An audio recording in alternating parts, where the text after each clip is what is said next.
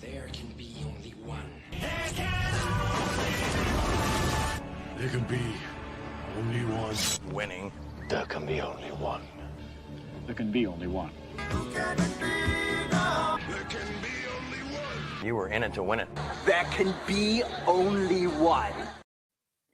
There can be only one. Only one. Can there not, John Ward? Well, apparently not, since they made like 4 other movies and 2 TV shows. So yeah. Is it all about the same guy? Well, the first 2 are connected.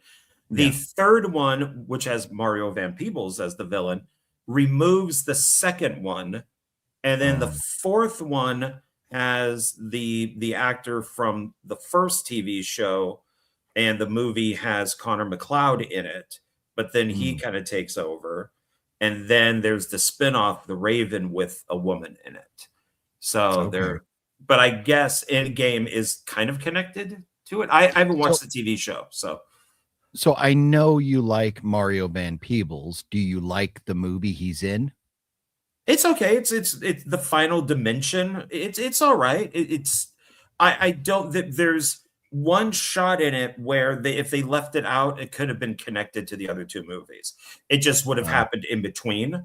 Instead, they do show Connor MacLeod is at the grave of his wife, and which doesn't make sense because we see her die in the second film. And now with Russell Mulcahy, the director, retconning the second movie, and because of the Renegade cut, which I think is worse. And he's tried it like 3 other times to get this film right. And he just seems to make things worse and worse. I don't really know how any of this is connected anymore. I think the theatrical version, the 90-minute version of Highlander 2, The Quickening, is the better version. So, because they are aliens from another planet. They're from Zeist and or Zeisk. And in Renegade, they're not. They're from Earth. So so I started watching part 2 and I got tired and fell asleep. So I have not seen all of part 2, but I do intend on looking to purchase it this week when I am in Las Vegas. What? You're coming to Vegas? And both Zia Records. We're doing both Zia Records. We're going to both. We're doing both Zia Records in Las Vegas. This is happening this week. So watch out. It's been a couple months in the making, but we're about to make that happen. Anyways, hello, everybody. Good Sunday evening to you everyone. all. Remember, stay prayed up and you will save World Trade Centers. And if I was on the plane, 9/11 would have never happened. There you go. Oh my God, I now have something on my face. Oh man, what's going on? This? What's going on, John? It transferred from my lip to my forehead to your face. How about that? How about that? I can't film when I have stuff like this. Well, take a shower once in a while. Wash your face. Apply deodorant.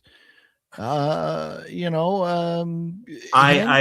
tend to live the same way that Brad Pitt does. So oh, is that smell every time I come over? That's right. But anyways, we'll say hello to all of you in just a moment, but quickly, let's first run down with this week's big old fat headlines with the main event, the main number one that we got to talk about, the passing of Catherine O'Hara. And, she was in so many different movies, but most of us would definitely remember her from Home Alone as the mom. And I chose not to pick one of her recent pictures where she was sick. I didn't want to remember her by that. I thought we would go back to something like this to remember Catherine O'Hara, who just passed away a couple days ago. So very, very sad. She was still relatively young, but she was sick. And I don't know exactly what she had or anything. Do you, John?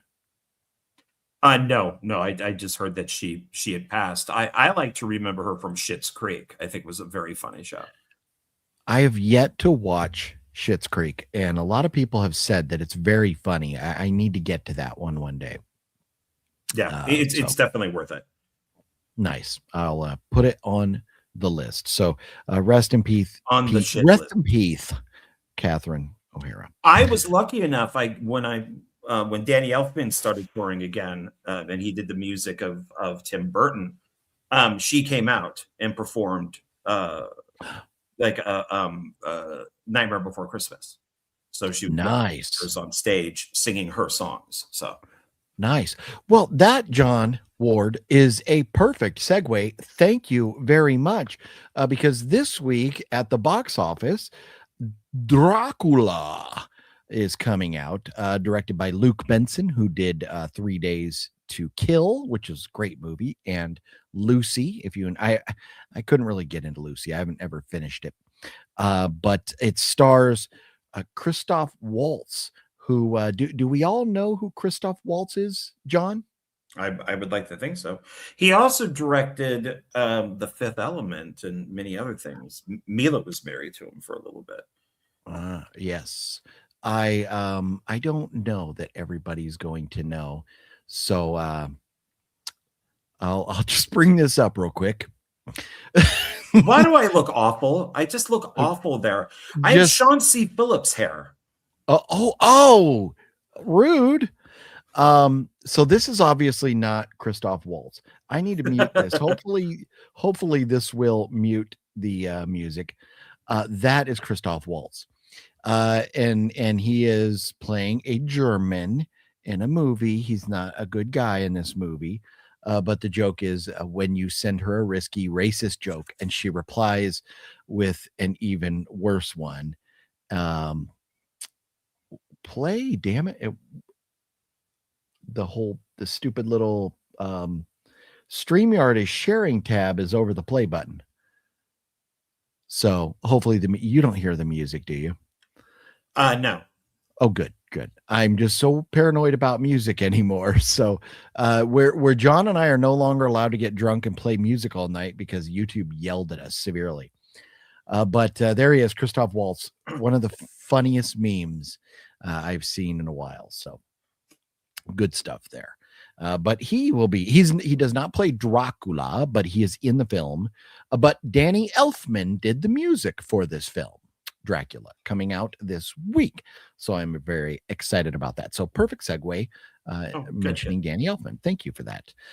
I do want to say hello to a couple folks that are going to be leaving us. I saw a couple comments here. And then we'll get right back to the headline. So if I miss your comment, I'll come right back to you. Deadpool Fanatic, what's cracking? About to watch Melania. Enjoy your Sunday. There you go. I hope you enjoy Melania. I hope it's a good movie. We will be talking about that in a few minutes. That is a very interesting one. And the other comment I wanted to get to really fast, Robert C. dropping in. What up, homeboy? Says, just want to stop by and say hello. Can't stay long. Hope you're doing great. I am, and I hope you're doing great as well, Robert. And send our love to the little lady and the little lady's offspring there, if you would, Robert. Strangers Chapter 3 is going to come out. Apparently, they didn't decide to just throw it all in a dumpster and light it on fire. They decided to actually release it. Do you give, would you give a whole fuck, a quarter of a fuck, like a half of a fuck, like 1/18 of a fuck? How much of a fuck would you give about Strangers Chapter 3, John Ward? Well, I don't. I haven't seen part 2. No fucks. Yeah, zero. Yeah, zero. I still think that they should have gone with what I think that they should have done, and instead of just remaking crap. I don't care. I don't know. Yeah. Agreed.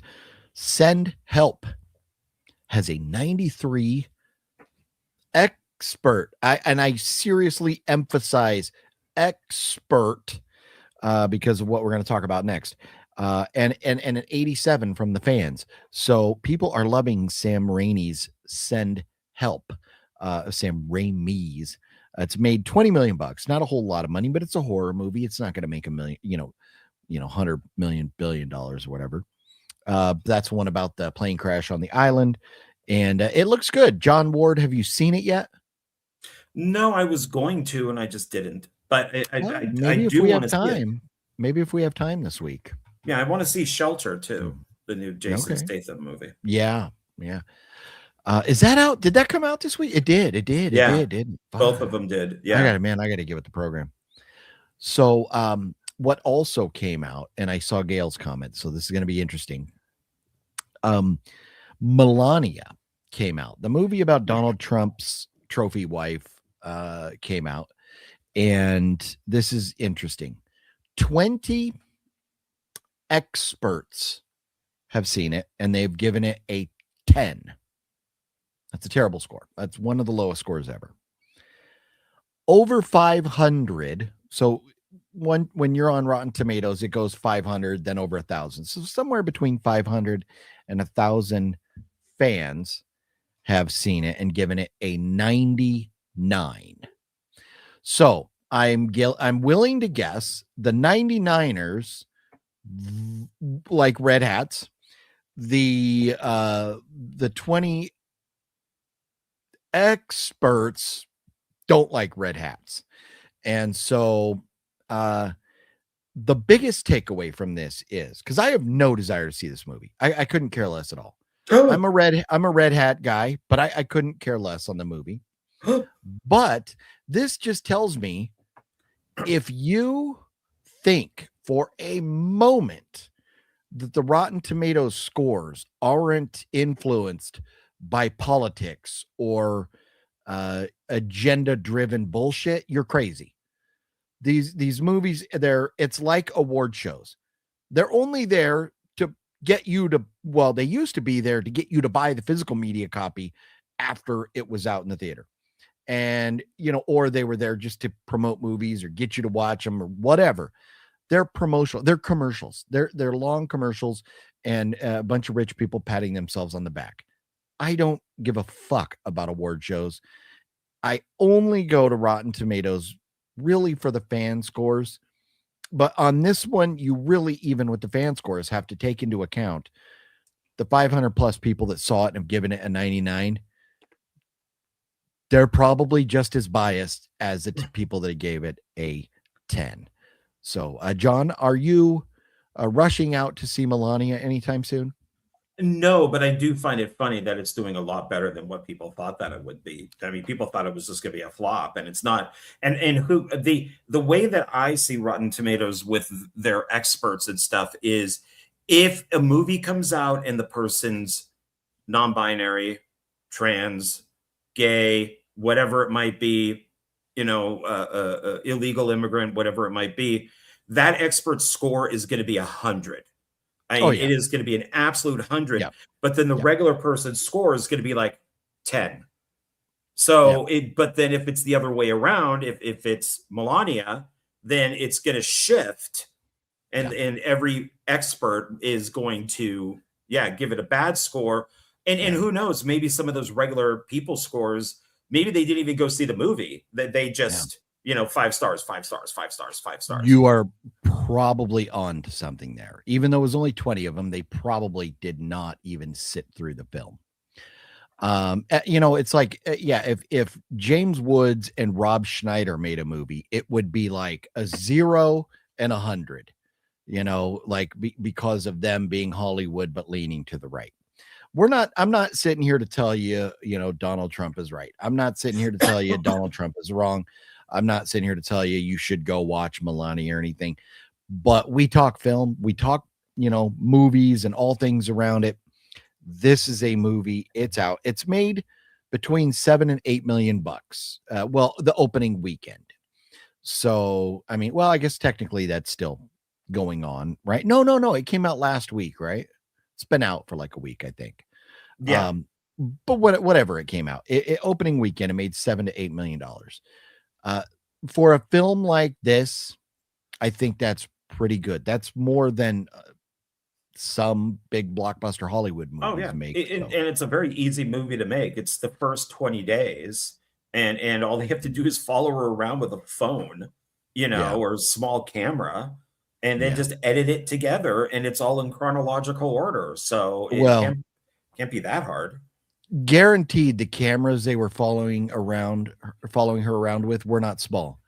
Guaranteed they were huge cameras. They were huge. They were huge cameras. They were like the greatest Probably made in cameras. China. They were the best cameras.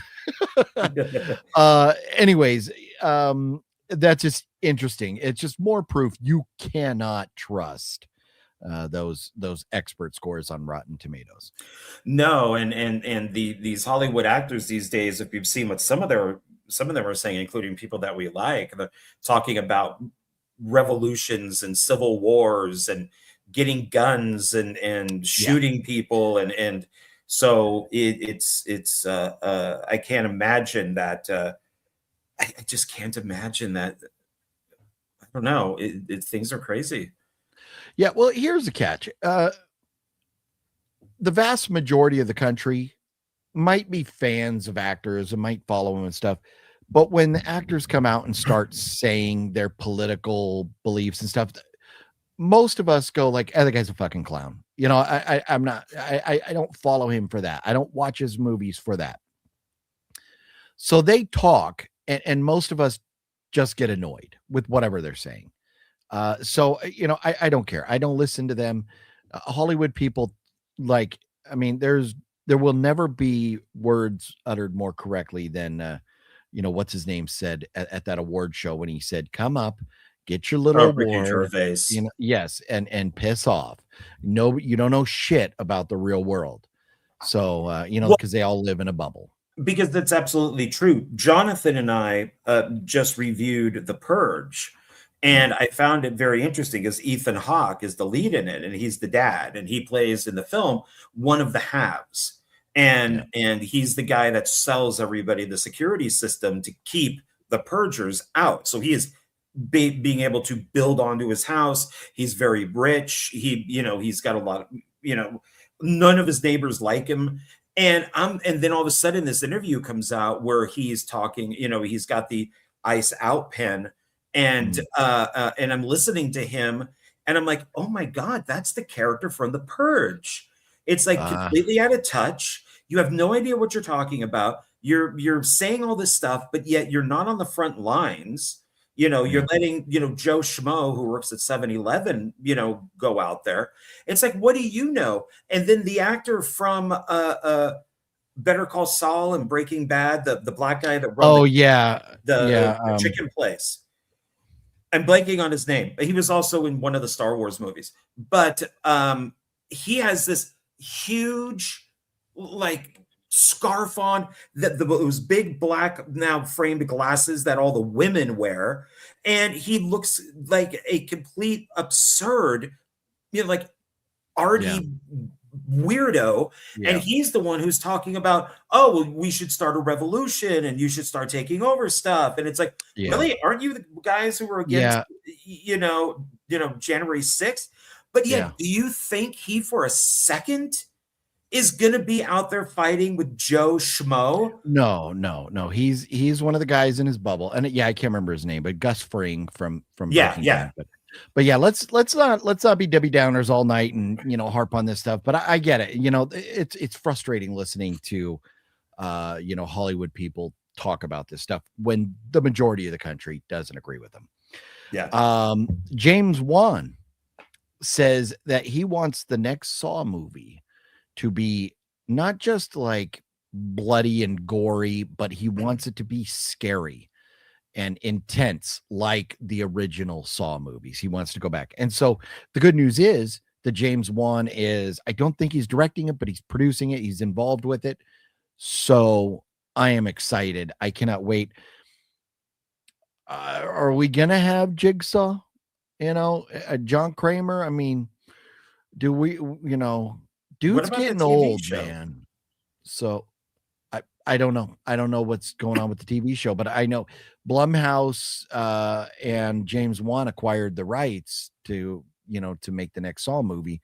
So it's going to happen. I don't know about the TV show, but I just love the fact that James Wan wants to kind of go back to, instead of just being gory, to add it, make it intense. That's a good thing, because Jason Blum and Blumhouse has been awful for like the last 10 years. Their stuff has been just garbage. I mean, when Jonathan and I were doing The Purge, we looked at it.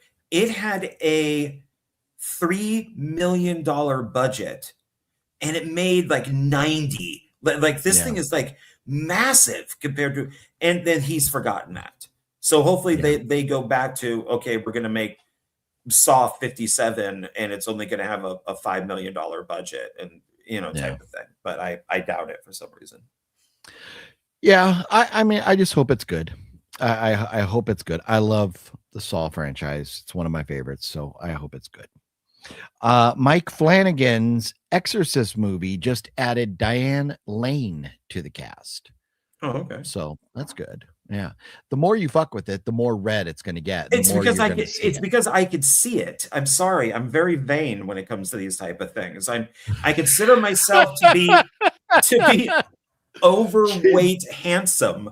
And so I'm telling you, man, when I was, I think I got the chicken pox when I was like 20 and I soaked in a clay bathtub for like 2 days because I did not want to scar. And so I am very vain when it comes to this type of stuff, which is why John's new nickname is Metro. Hello, Metro Ward. Well, my eye is getting better at least. The red is I noticed it's getting better. It's still there a little bit, but it's getting better. Yeah, so it drives me nuts. Ready or Not 2 is moved up 1 week. It will be released on March 20th instead of March 27th. So anybody who's excited for that, you get it a week earlier. So that's pretty cool. I am pretty happy about that. John, should we say hello to everybody? Sure. Roll call. There you go. Gail, what's up, Gail? Hey guys, just picked up a huge movie lot of horror movies, sci-fi and thrillers, 200 plus DVDs, Blu-rays, and 4Ks. Wow. Oh, wow. Yeah, very nice, awesome. Gail. Yeah. And okay, so we already said hello to Deadpool. Jonathan was cracking. How's it hanging, Jonathan? Gail says, and this was what I saw from Gail. Melania is awful. I went in. I was the only one there. I'm surprised you watched it, Gail, because I don't believe Gail and I have never really dove into politics. We'll talk about like world events, things that are going on in the world. But Gail and I don't really go into politics, but I get the feeling Gail's not a huge Trump fan, and that's okay. I'm perfectly fine with that. To eat their own. Yeah, there you go. But I'm just surprised you even went and saw it, Gail. Picked up the American Pie DVD collection, 9 movies, Magnetic Cone. Decent. I had no idea there were 9 American Pies. There's like spin-off after spin-off after spin-off. Yeah, okay. That's funny. That is funny. Jeff Keaton, what is cracking, Jeff? How you doing? Good to see Jeff. Fluffy Gamer says Zug Zug. Lana Lug Atuk. Nyaul. Nyaul. My favorite. Who's your favorite character in the movie, John? So we're talking about Caveman now. John and I watched Caveman. We've mentioned it. It's come up on the show here many times. And, it would not surprise me if that copy you bought is one I traded in to Zia. John had to buy my old one. I don't know. Maybe it is. They only had one. Okay. But we talked about it a few times. It's come up in conversation on the show. And so John this week said we should watch it and talk about it. So that we did. So you've got Ringo Starr, Barbara Bach, Dennis Quaid, Shelley Long, and the cast is just great. But this is a very, very funny movie that never, ever would be made nowadays. You have God. The very beginning of the movie, Ringo Starr's character, Atuk. No, he's not Atuk. Atuk is the big guy. What's Ringo Starr? I forget Ringo's character's name. But anyways, he's like got these berries and he's basically trying to roofie Barbara Bach's character. Crying. Okay, well, he does. But the funny thing is, he goes to like start humping her, and she rolls over, and he's like humping the ground. He is Atuk. Oh, he is Atuk? Yeah. Law? Oh, Law's the dude who hurts his leg and has to hop around. That's Dennis Quaid, and then Shelley Long is Tyla, and Barbara Bach is Lana Lug Atuk. Who's the big dude then? The like football player guy. Og. Is it? No, that's not Og. Og is the blind guy. A lot of these names you can't click on. I did notice, man, there's a lot of people that worked on this movie. Did you know Richard Mall is the cave like Wampa, like Sasquatch? So when they go to that name is very familiar. Richard bald guy from Night Court. Oh, that's really, he's in that. Yeah. But it's I'm watching this film going, oh my god! In a few of these scenes, there's he basically roofies their leader, the caveman leader, because he's in love with the woman that he's with, who's Barbara Bach, who's gorgeous, and basically just tries to fuck her. And he's moving her all around. He's trying to get between her legs. He's trying to get like the arm around her. I'm going like, oh my god, how is this? I mean, this is 1981, but how? John Matusek, old I think it was a Raider on the Raiders. Tonda, who didn't really seem like a bad guy, and he's just leading his people, and he's the biggest guy there. I mean, I think kind of like Ringo was the villain, in a way. But I like the misfit tribe that he kind of creates, because you have the only black guy in the entire movie is in the misfit, tribe. Yeah. Well, you have two and the only Asian men. The two gay guys, which I thought was for 1981. I'm like, oh, that's progressive. And then the Asian guy who speaks English, but nobody understands him. So he goes, fuck it. And then just starts talking like a caveman. Yes. And he is far and away my favorite character. He is, just because of his, the whole, like, they're like, ooh, he's like food. And then doo-doo, caca, shit. Like, that's one of the most quotable lines from that movie. Doo-doo, caca, shit. It's the dinosaurs look great because they're very Harryhausen. They're goofy looking, which I would love to have toys of those. Their eyeballs moving around and stuff. Yeah. So hilarious. And it looked great too. I mean, there was some good matching of like Ringo kind of being tossed around. And him shoving the plant that has the berries on it in the mouth. So it's almost like it's like, and the dinosaur's like wobbly, like it's like a hallucinant, and it is a very underrated film. I have loved this, and there was a long time that this was out of print, and this was very expensive and was hard to find. So got a reprint or whatever, and so you can find it now. You can order it, off of eBay or whatever. But if anybody hasn't seen this, you need to do yourself the favor. If you like movies like Blazing Saddles or Young Frankenstein, Airplane, any of the classic like 70s, 80s comedies, this you will get a good kick out of. And so we've had this conversation before, John Ward. Metro Ward. Metro Ward, who hates boobs. We've had this conversation like the Phantom of the Opera. So we've talked about on Scooby-Doo, who do you want? Thelma or Velma or whatever, Daphne. We've talked about the Gilligan's Island girls. We've talked about Three's Company girls. So are you team Tala or are you team Lana? Lana. No. So wait. Barbara Bach is Lana. No. Tala is Shelley Long. Barbara Bach is gorgeous. While I was watching this, I did look up pictures of her naked, and there are pictures of her naked because she was in Playboy and stuff. But and she ended up marrying Ringo Starr, and they're still married to this day. But I would take Shelley Long over the two because she was like cave girl, like girl next door. She Girl was, Next Door, definitely, yeah. Yeah, and she was very cute. And then the Barbara Bach cave girl, of course, is the user and only wants to be with the guy in command. So she, goes between, the leader and Ringo back and forth. But it's in real life, I would have gone for Barbara Bach.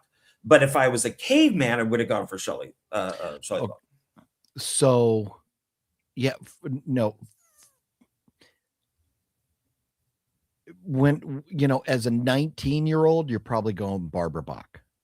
Yeah. But as I sit here and think now, and just looking at like her mannerisms and stuff, and I loved Shelley Long in Cheers. And I mean, and that's another one we can debate. Do you like Cheers better with Shelley Long or better with what's her name? Rest in peace, Trump supporter girl. Kirstie Alley. Thank you. Yeah. Yes. So for me, I'm definitely Shelley Long. She is just so funny, and she was very cute back then. So, So anyways, Caveman, a lot of fun. We could talk about that more if anybody has comments, but let's continue on saying hello to everybody here. Mr. Jommy's in the house. My bad. I know we were 2 minutes late. It was my bad. Fluffy Gamer says, I was on time. Hey, I'm Fat Roofy Albert. Unless he's saying, hey, we're the monkeys. Hey. He probably is saying, hey. Well, no, isn't that hey, we're the monkey? There's no three hays in that, right? Yeah, hey. Yeah. Hey. Yes, that'd be Fat Albert. So that's, hey. I do like that Jello pudding. I do like roofing women. Deadpool says hit the thumbs up button. Thank you, everybody. If you would please oblige, would appreciate that. Buckaroo Bros, what's cracking? Hey. Nocturno, what up, Nocturno? Hey. I saw Nocturno posted a picture from the convention. It just ended a couple hours ago, the 5th year of Creep I.E, which I did not make it to. Very disappointed, very sad. There was so many great celebrities there. Plus, I did not get to see friends like Nocturno and Nick and Anthony and so many other great people. Frank was there. I don't even know if Wet Movie 1 went, but I asked him if he was going, but he never responded to me because he's like some uppity bitch now because he hangs out with like the German guy in Venice or something. The German from Venice or something. He's a big, very popular YouTuber that hung out with like Adam the Woo and stuff. And Wet Movie 1 got to hang out with them. So now Wet Movie 1 is too good for little old OGP. So may your velvety moist taint gain some like a little bit of bacteria that causes a funky odor on your moist taint there, Mr. Wet One, for not even responding to me. Oh, wow. Okay. Yeah. Oh. Christian has all the Highlander films. Nice. I need to get caught up with that. I need to. Wicked Network. What up, Wicked? How you doing? Hey. Yep. Rest in peace, Catherine O'Hare. Thanks for supporting. Yes, we will always support Gail's Zia Records. We will do that. Yes. If you didn't know, Gail, that's true, is one of the owners of Zia. So Highlander director cut is the best one. John, true. Which do you have this one? Is this the copy you have? No, I have this. You bastard. See, I need to upgrade. Which is the director's cut. What makes it the director's cut is that his secretary, we see how they meet. Is that in there? It's in Nazi Germany? Well, this says it's a director's cut also. Okay. It's just a DVD. Oh, it's down at the bottom. Okay, so yeah, underneath Highlander. Okay. Yeah, right there. Yeah. Yeah, I think I have 2 different versions of Highlander 2. I have the one of Final Destination, I have In-Game, which I think is extended. And then I have the animated movie. And then I have the source. So I have all the movies, but I just don't have the TV show. Yes. I need to get caught up with that. I will be looking for some Highlander stuff when we're at Zia. So very nice. I am behind you and Christian. Yes. Also, thank you, Wicked Network, for reminding me. Is his name Demond Wilson or Demond? I would imagine it's probably Demond Wilson. But from Sanford and Son, Lamont the Son. Oh, okay. Yeah. He just passed away a couple days ago as well. Didn't even know he was still alive, to be honest. Yeah. That show came out so long ago. Yeah. Oh, and Red Fox passed away a long time ago, over 20 years ago. So, but Red Fox was much older than him. But man, Sanford and Son, one of the greatest, funniest TV shows of all time. And it still, I mean, the production quality, everything, it's not flashy or anything, but it's just funny as shit. Well, they lived in a junkyard. But I mean, basically the show normally takes place between like their living room or their front yard, maybe every once in a while. Yeah. So, there's not a lot going on, but it's just so funny. So I love that show. No, it's a great show. Fluffy says she was good in Orange County with Jack Black and Colin Hanks. Oh, I didn't even realize Catherine O'Hara was in that. I don't think I've ever seen that. O'Hara dying was a gut punch. One of the funniest people ever. SCTV is her best work. And Gail says SCTV as well. I have a serious question. What is SCTV? It's the Canadian version of Saturday Night Live, basically. That's where John Candy came from. A lot of the people that Catherine O'Hara worked with were from Rick Moranis. He's from SCTV. Yeah, a ton of people. If you just Google cast, you'll notice all these people that you've seen in like 1,000 movies. Another great segue, Rick Moranis. They just apparently wrapped up filming of Spaceballs 2. Oh, okay. Not looking forward to that one, but okay. I am. Go fuck your mother. No, the first one wasn't that funny. It's like Mel Brooks at his worst. Oh, I thought it was pretty good. I loved it. A lot of people like it. I liked Mel Brooks when he spoofed a genre, westerns, let's say. But Spaceballs spoofed one movie, and that's it. It spoofed Star Wars. Just like Dracula did in Loving It, spoofed one movie. Robin Hood spoofed one movie. They weren't spoofing a genre. You could watch Young Frankenstein right after you watched Abbott and Costello Meet Frankenstein, and it would fit. You could watch 5 John Wayne Westerns and then watch Blazing Saddles, and it would fit perfectly. You could watch, Hitchcock and then watch High Anxiety, and it's perfect. He did that, but you wouldn't be able to watch Star Wars and then watch Spaceballs. It's just no. I was even working. Why would I want to watch the original than the spoof? I would, if I know maybe I'm just crazy, but if I'm watching sci-fi, I want to watch sci-fi. If I'm watching comedy, I want to watch comedy. I would not want to watch like a spoof of a movie right after. But it is a spoof. All of Mel Brooks's movies. I understand that, but I would not want to watch that right after watching. No. But I'm saying you could. It's not like a sequel. No, but you could, like, if you in a way, like you could watch the Universal monster movies and then go into the Hammer movies because they all kind of follow. But it's the same genre. It's not like switching to comedy. Right. So if you're doing High Anxiety, which he's spoofing the Hitchcock movies and all those types of movies, you could lump that in with those if you wanted to do a marathon, and it would fit perfectly. I think Mel Brooks' last good movie was History of the World Part 1. And it annoyed the shit out of me working at a video store, and people would call in saying, do you have Part 2? And it's like, no, it hasn't been made. And they're like, no, there's a trailer at the end. It's like, okay, it's a spoof. he's making a joke. Yeah. There aren't Jewish spaceships running around. P2. Yeah, I mean, it's so I don't know. I'm not looking forward to it now. Just like P2. Do you have P1? Yeah, well, that's what they said the problem was, that people wanted to see, and that I'm not going to say I was one of those people, but I just had no interest in a film called P2. But now I like it because you recommended it.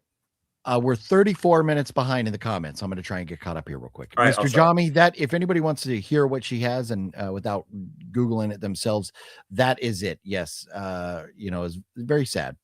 She passed away too young.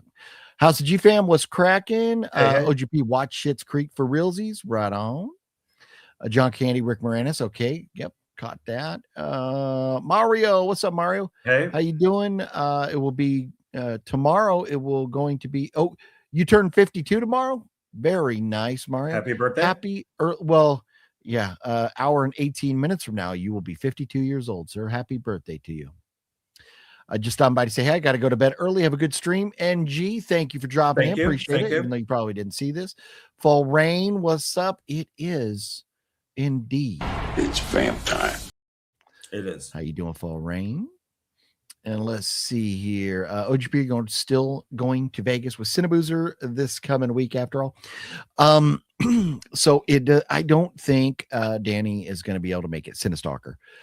He's got things going on in life, and I'm not going to talk about his personal things, whatever he has to deal with. If he ever wants to divulge, if you want to ask him, you can. But I don't think Danny is going to be able to make it, unfortunately. So I will have to settle for hanging out with John. Well, I got to deal with you in my apartment. You do, and my flatulence. So and he sleeps naked, and he doesn't have blankets on him. So when I go pee at 3 a.m, I'm just seeing this dong sticking out. I mean, yeah, you're welcome. You're welcome. Mr. Jami, I never trust people's reviews on movie. Most of the movies people say sucked. I really liked. Yeah, it's all up for interpretation what you think, but I just wanted to point out the propaganda there from Rotten Tomatoes. OGP Rachel's daughter all day today has been pretending to be Ghostface. Very nice. Raising her right, you guys are. That's very cool. The movie is really bad, but Regal is getting ready to pull it. Oh, Melania. Oh, Melania. Yeah, I couldn't imagine Melania was gonna. I'm shocked that it was out really released for more than like 2 days. For it to be out there for a week or two is pretty good. You guys need to see Primate. Gail, I watch a trailer for Primate. I don't know. You don't like those types of movies. It That's took you what 20 I'm saying. years to watch Jaws. That's what I'm saying. And the Planet of the Apes movies. Oh, F you, dude. Yeah. F you. Yeah. One of the greatest. Giancarlo Esposito was the guy. Yes, from Breaking Bad. Yeah. Sean, I don't know if I don't know if Pumpkinhead's around tonight. Let's see.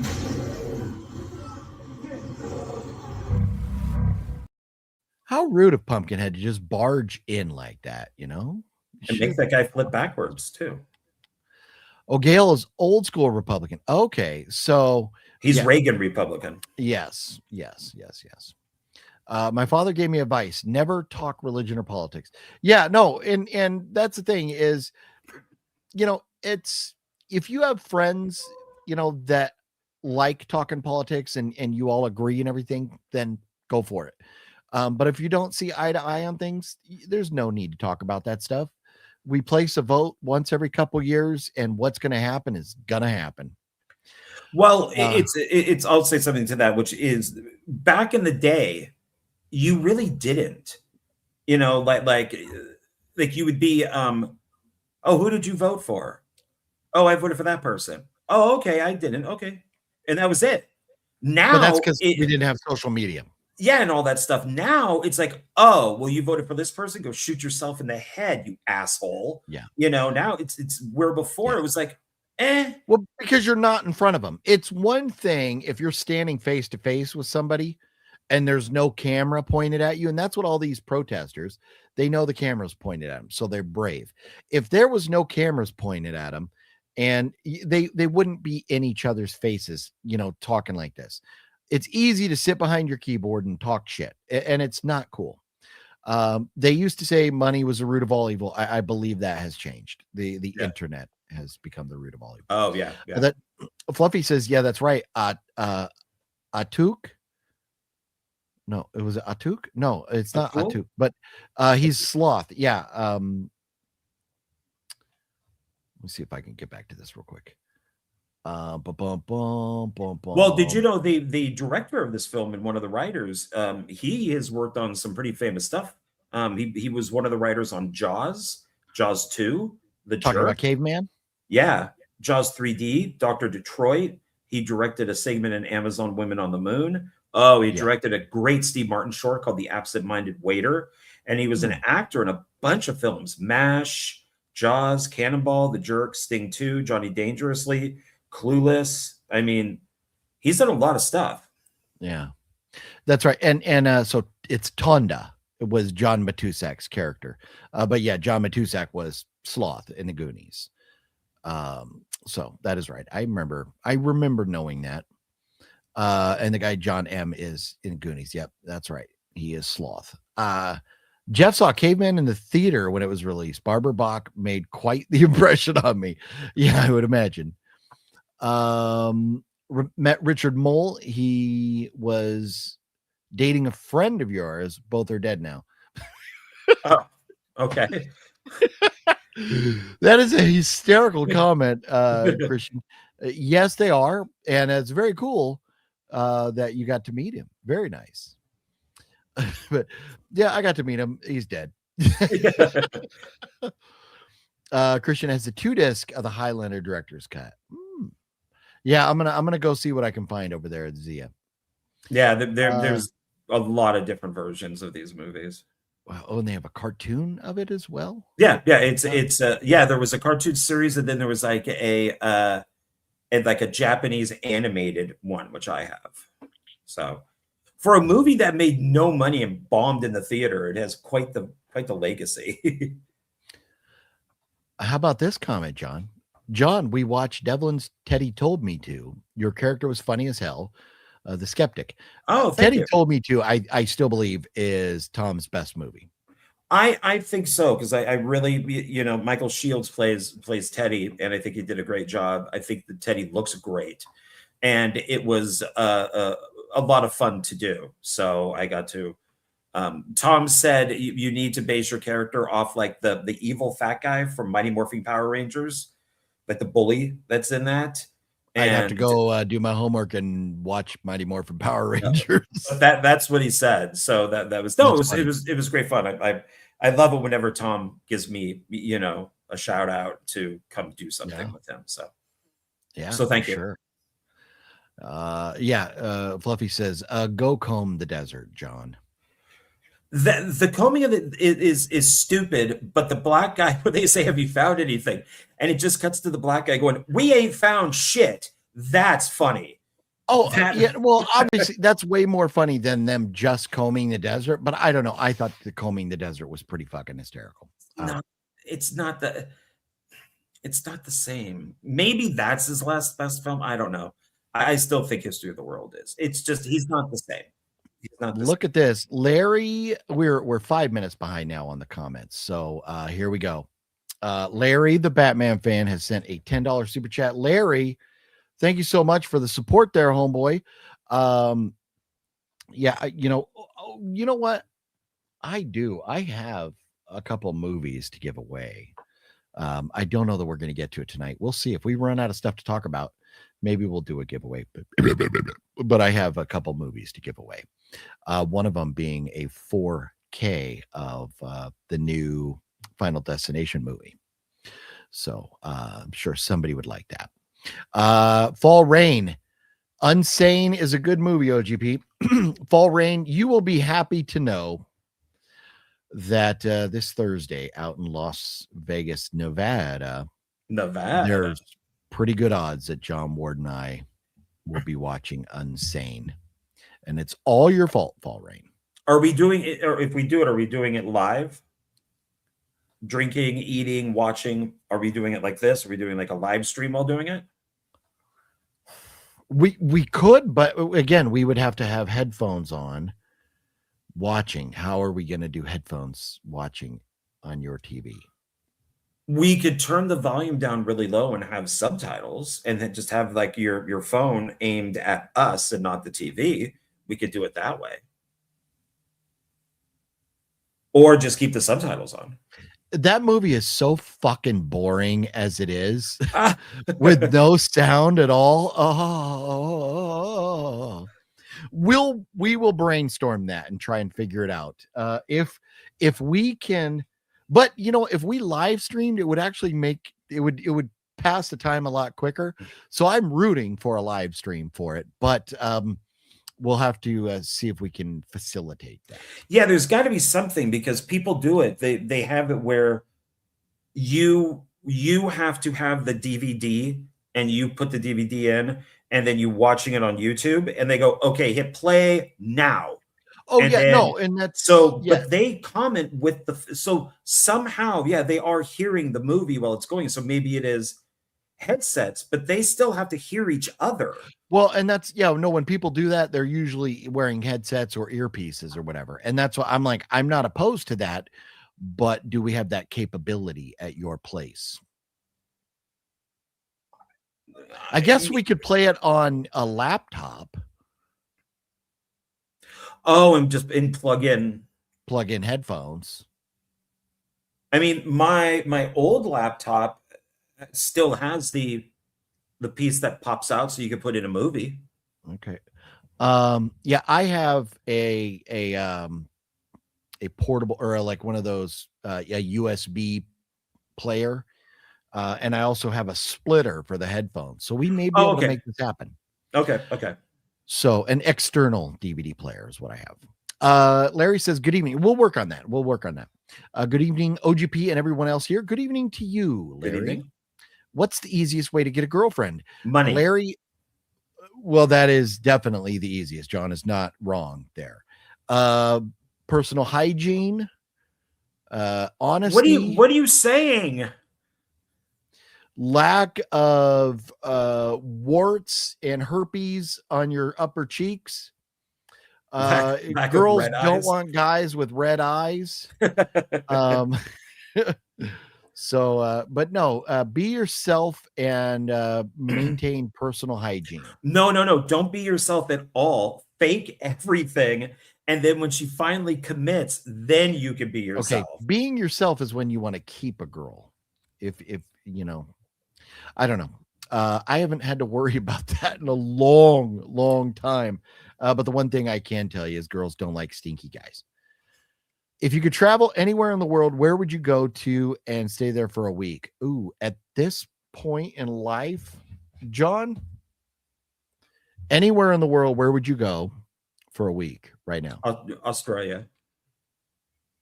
Aussie, oi.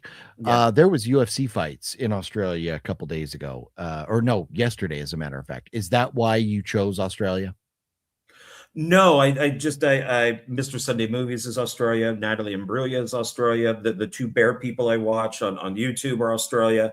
A lot of the news I watch is from Australia, even though they're reporting on American stuff. It just seems like a lot of stuff that I watch is Australian. So I would like to. Men at Work is from Australia, so I'd like to go visit there. Yeah, no, Australia supposedly is very cool. For me, if I could go anywhere in the world right now, see, here's the problem. If I went to Italy, I wouldn't want to just go to Rome. I would want to go to Venice, and I would want to go see the Leaning Tower, eat pizza. I would want to go see a lot of different things. But you know what? I would choose Italy, and for one reason, and that is because my son is there, and I've not seen him since September now. So he's stationed over there. So I would pick Italy. I don't go to protests. They're pointless. What's up, Antonis? How you doing? Hey. You're right. They ain't changing nothing. Robert says, OGP, Rachel saw Lost Boys for the very first time ever. Wow. I hope she enjoyed it. Speaking of, they had a Lost Boys reunion at the Creep I.E con. Kiefer Sutherland. Corey Haim was there too. They just took his coffin and put it up against the wall. In spirit.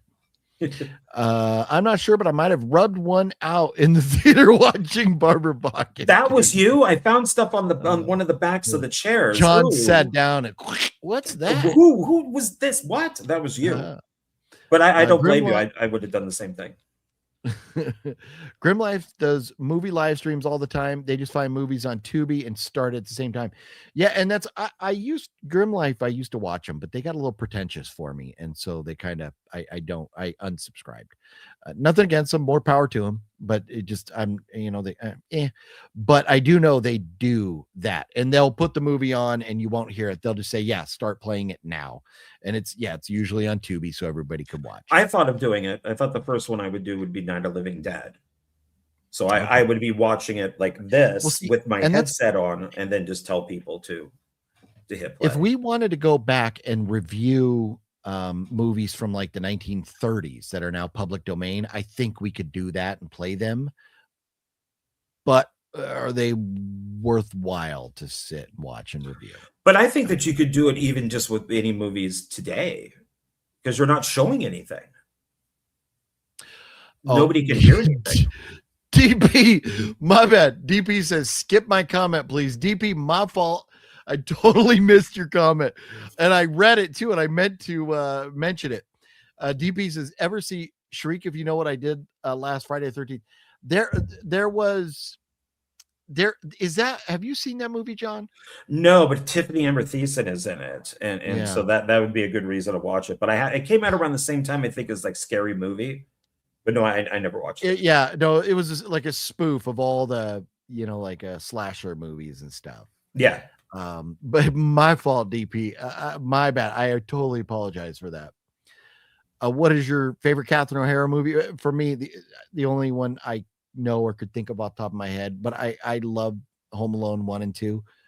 So I would probably pick worst parents in the world.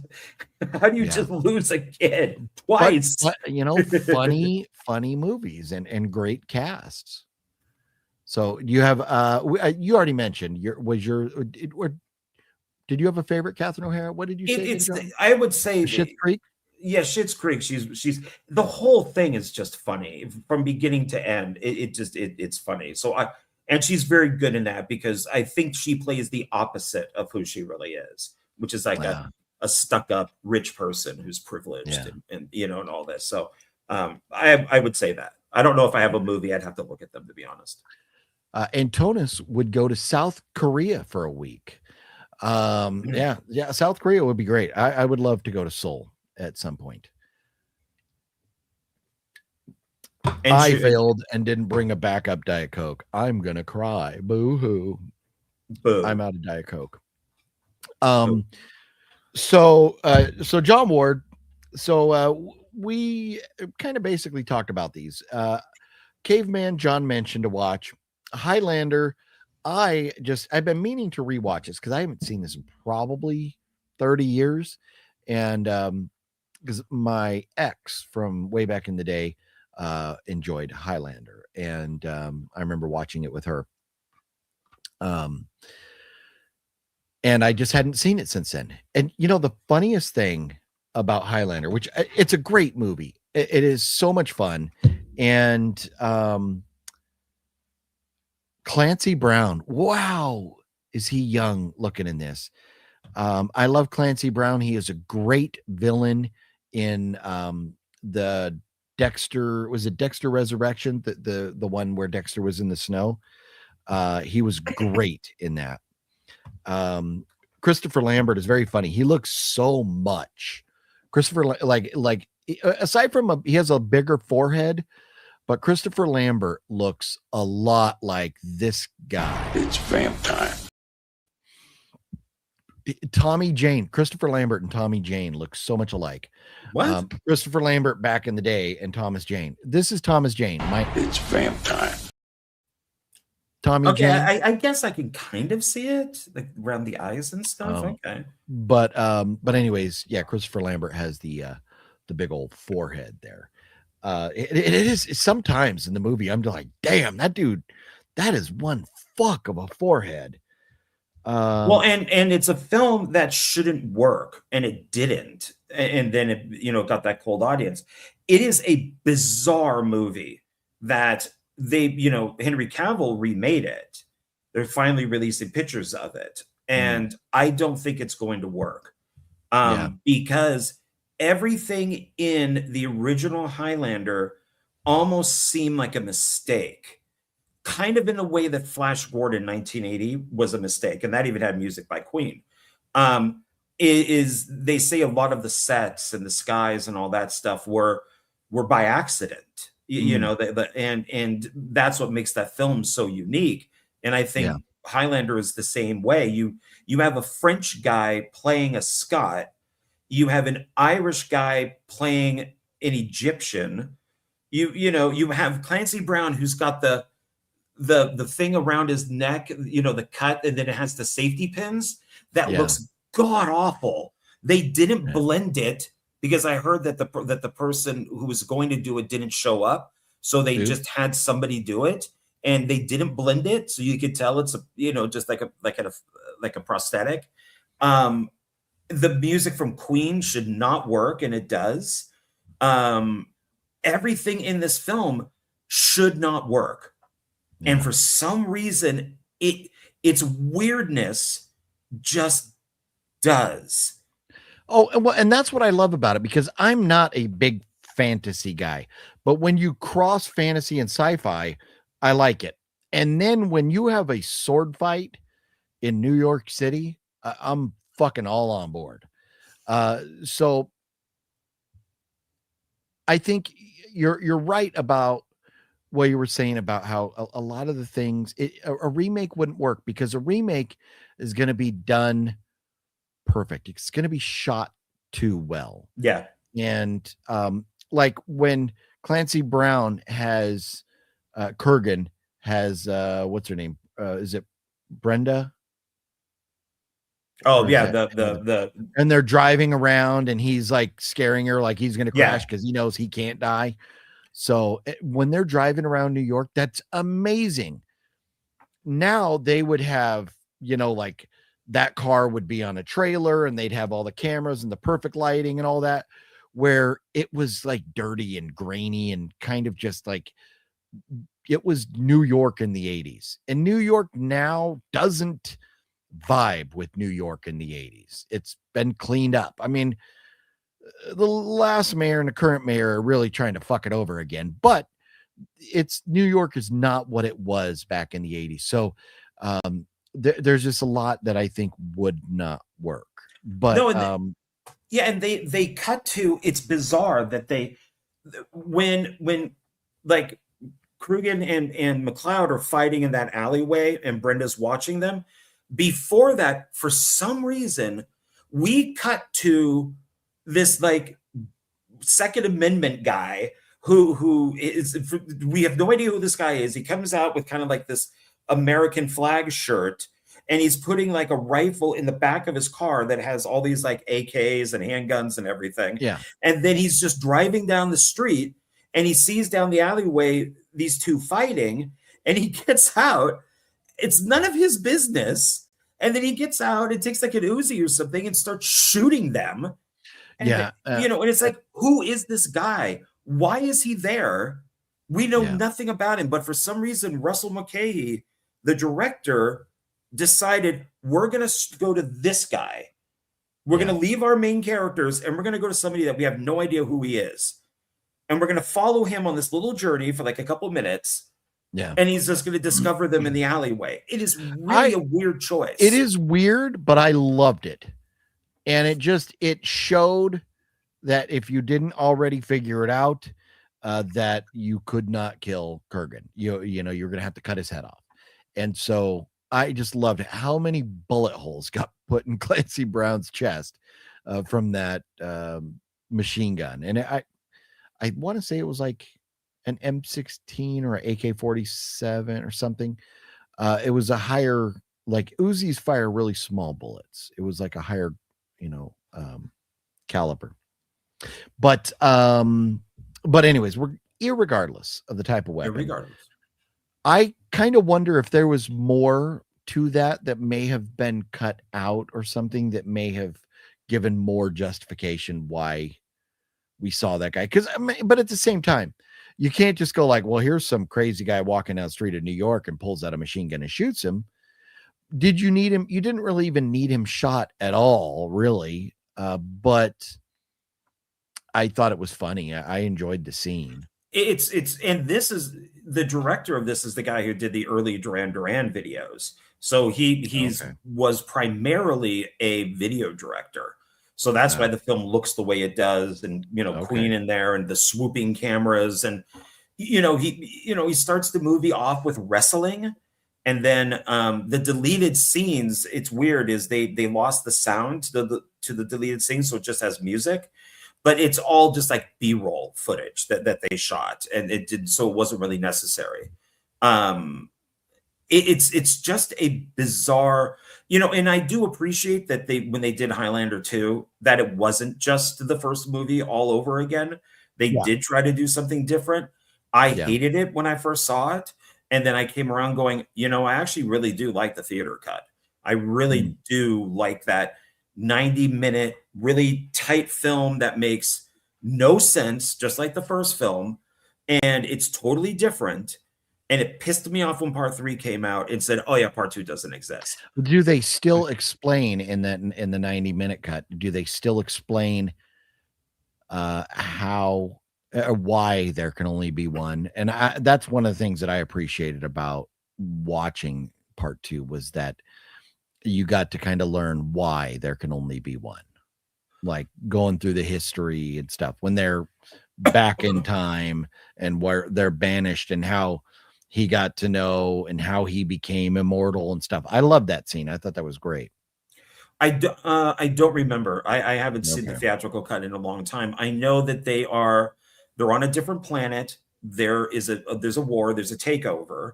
They lose. Connery and Lambert, they're exiled to Earth. They won't know each other. Like their memories will be wiped. And Clancy and then it's Michael Ironside is pissed off because he thinks that they should be executed, so that he sends the guys to Earth. So it's not a time thing. But in the Renegade cut, he says you're banished to the future. I'm sending you several hundred years into the future. And once you get down to one of you, there can only be one. When there's one left, then you can choose to come back to our current time, or you can stay there and age and then die. You get to make that choice once there's only one. And so that's why there has to be only one, so they can go back. In the Renegade cut, what I saw of it, like in the first 30 minutes or so, they made no mention of a different planet. I didn't catch that at all. It was just a time thing. They cut it completely out because people didn't. It's Zeist, I think is how you say it. It's the planet that they're on, and it doesn't make. They redo the higher ups that cancel. That's way up in the, like above them. That's judging them. They redid their voices for the Renegade version. All that stuff with Michael Ironside, like on the train that he is on, that's not in it. It's all that stuff is gone. So it's kind of cool to see it, but it doesn't. I think the Renegade version hurts it more because they made it make less sense. If this is like 100 years in the past,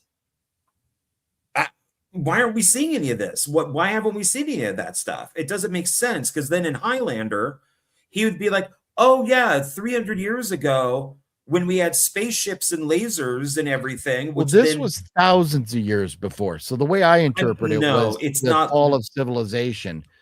Because the way they talked about it, and again, I'd have to go back and watch the entire film, but the way I interpret it was this was like this wasn't like a couple hundred years ago. This was a long time ago. It's like when people say Lord of the Rings is Earth and it did happen. And it's like, no, it didn't. It's a completely different thing, But it's Middle Earth. It's considered like medieval times or Middle Earth, but it's fantasy. But no, if you'd have to be stupid to think that really ever happened. There was Yeah, no because like elf Lord of the Rings and and King Arthur, they're not the same. They're totally separate. yeah. So when Russell Mulcahy goes, okay, so we're now just going to call this Earth because people didn't like that this was on a separate planet. It doesn't make sense because then Well, why are they immortal then? Because they're aliens. They're from another planet. But like, people prophesize about all the time that the end of humanity is coming.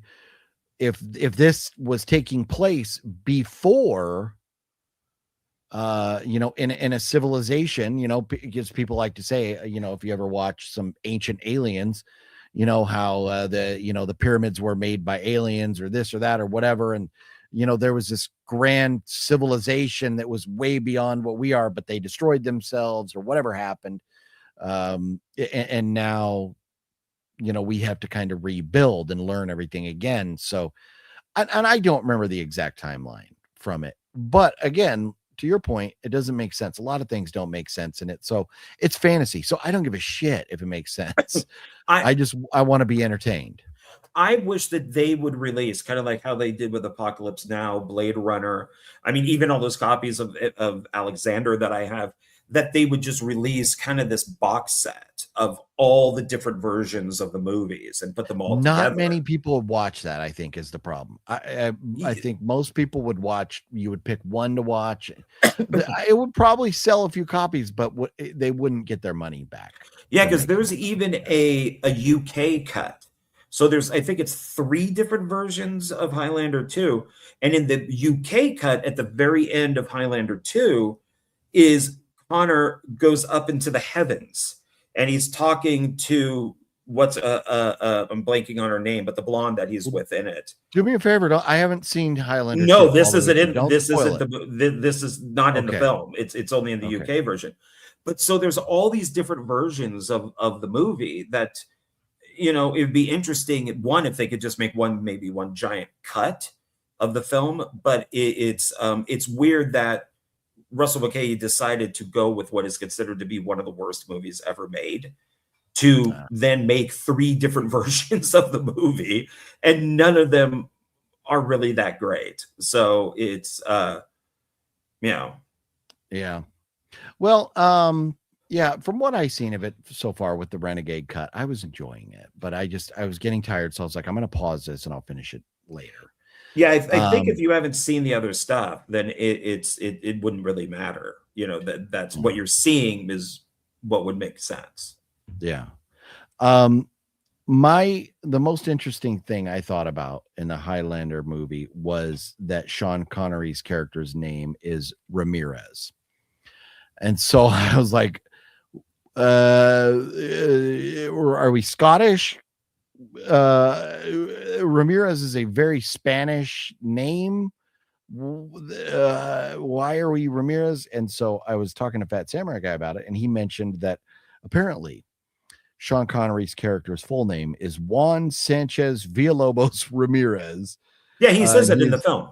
Yeah. Oh, okay. I missed it. Yeah. He says the whole name, and then Connor says something to him. I think the wife says something to him. And then he says, no, I'm not Spanish. I'm Egyptian. Yeah. Ramirez is not an Egyptian name, but maybe way back in the day in 898 BC when he was born. So they're saying 898 BC is when, around that time is when Ramirez and Connor were banished to the future. So about 2,700 years ago. So at 898 BC, we know there wasn't a super advanced civilization, but I guess that's when they would have been. But I just think it's interesting that his name was Ramirez. I just thought that was so funny. Well, and they had to, I don't know why he couldn't just be, Christian points out here, I said Irish and he's Scottish, and that's correct. But it's I guess maybe they didn't have Scots back then, or British people back then, or maybe. So they had to make him Egyptian or something, because none of a lot of this casting doesn't Well, make making him Egyptian's fine, but give him an Egyptian name. But he is so white. I King mean, he Tut, is Nefertiti. Like Egyptian names are bippity boppity boopity. They're not Ramirez. I got to meet Sean Connery once, and they, if you've seen Indiana Jones and the Last Crusade, when Indy is fighting the two German guys on the motorcycles, and he like takes the flagpole and stuffs it in like the wheel of the one guy, and he does the flip. That was all shot in Marin County, because they shot that overseas and the footage got lost. So they had to reshoot it. And I was going to film school at the time, and somebody came in and goes, "The Spielberg and everybody, they're shooting the scene from Indiana Jones." So my friends and I raced up there. And of course I went home first, and I got the only Sean Connery poster I have is Highlander. And so I grabbed it in a pin, and we raced up there, and we got to watch Harrison Ford eat quiche. And then, so tough guys do eat quiche. And then there was Connery, and he was walking to Crafty, and he was getting like a cup of coffee and stuff. And I could hear him say, "I just want to get," because she's like, "We got to get the set." And he's like, "I just want to get a cup of coffee." And when he walked over there, I dashed, and I had my poster and a pin out. And I'm like, "Excuse me, Mr. Connery, could you sign my Highlander poster for me?" And he goes, "Sure." And I go, "I'm sorry, it's Highlander. I mean, I wish it was like James Bond or something." And he goes, "I like Highlander." I'm like, "Oh, okay." Which is why I'm guessing he was in part 2. But so yeah, it was pretty cool. I got to meet Sean Connery for like 3 minutes. That's cool. Yeah, it is funny, because when I do think of Sean Connery and the things that he's been in, and then I think of Highlander, and I think of him going, "Why does the sun come up every day?" When Connor asks him why there can only be one, or he asks him, why is he immortal? "Why does the sun come up every day?" Like, oh, that's the cheesiest fucking line. It's because ever. He doesn't know shit. Like your girl there. He don't know shit about fuck.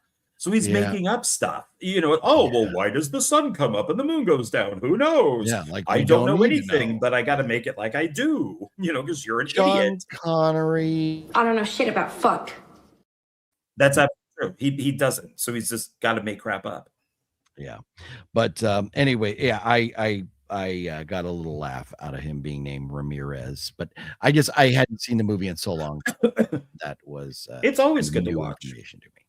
Yeah. MB Sox, what up? Go Pats. That is correct. Man, we're 1 week away from the Super Bowl. And so next week we're going to be 7 p.m. The Super Bowl should be ending. So we're going to be going live right after the Super Bowl. So if you want to either come celebrate, or if you want to see me cry, come join us next Sunday. For that. And if it's all sports, I'll go take a shower or something. Gail says, "Good night, everyone." Gail, good night, good night. It's always fun hanging out with you, Gail. Glad you got to spend some time with us. Thomas, what's up? Says, "My favorite Clancy Brown's roles were in Ballad of Buster Scruggs, Bad Boys, and Carnival? Or I don't know that. I don't know that movie. But I didn't realize Clancy Brown was in Bad Boys." Yeah, does he play one of the guards when Sean Penn is in like the boys reformatory? My favorite thing with him in it, I mean, besides Highlander, they made a movie with Sidney Poitier called Shoot to Kill, and it also has Tom Berenger. And what they did was, it's from the director of Terror Train, and what they did was, it's hikers that go up and like people are getting killed. They purposely hired bad guys. So if you played a bad guy in a movie, you were one of the people to fool the audience into thinking that guy might be the killer. So, they got Tom Clancy because he was the bad guy in Highlander. They got the guy from Dirty Harry who was assassinating everybody. Everybody was a killer. And I thought that was brilliant casting. It's like, what a way to fool your audience. And just have a whole bunch of killers up there, and then that way you have no idea who it is. Clancy Brown. Clancy Brown. What about Clancy Brown? You said Tom Clancy. Oh, well, it was Tom Clancy too, and Clancy Brown. Oh, okay. No, I thought Tom Clancy. Okay, all right. I don't know shit about fuck. I know fuck about shit. Yeah. A great movie. Clancy Brown played Viking Lofgren in Bad Boys. I still need to go back. I think I got it somewhere over here and need to go see that. But great choices there. Carnival was an HBO series, so I think it was Carnival, right? Buckaroo Bros Christian talked to Jason Connery, his son, on the set of Grizzly Flats. Nice. Cool. Very nice. So anyways, Highlander, great classic movie, definitely rewatchable every once in a while. On a 1 to 5, I give it a 3.5. Where are you at with Highlander, John? Oh, I give it at least a 4. Yeah. Okay. Yeah. And then Caveman, 1 to 5. Where are you at with Caveman? We didn't rate these. Maybe a 3.5, but if we're kind of comparing it to Airplane and all that type of stuff, I could maybe edge it towards a 4, but I think a 3.5, because not everything hit. Some of the jokes didn't, like, it took me a little bit to kind of get into it. Yeah. And then I thought it started getting funny, but them just kind of walking around at the beginning, and I'm like, I don't know about this. There were some moments where I was like, okay, let's get to it and stuff. But I don't know. I laughed my ass off, but I give it a 3.5. I mean, so 3 point. Okay, so same as me. Yeah. I just love how they invent everything. They invent music. Oh yeah. Which is the song that they used, the Ewoks used in Return of the Jedi. That's you're saying the Ewok song is like the same beat? No, I think it's the same song. The na.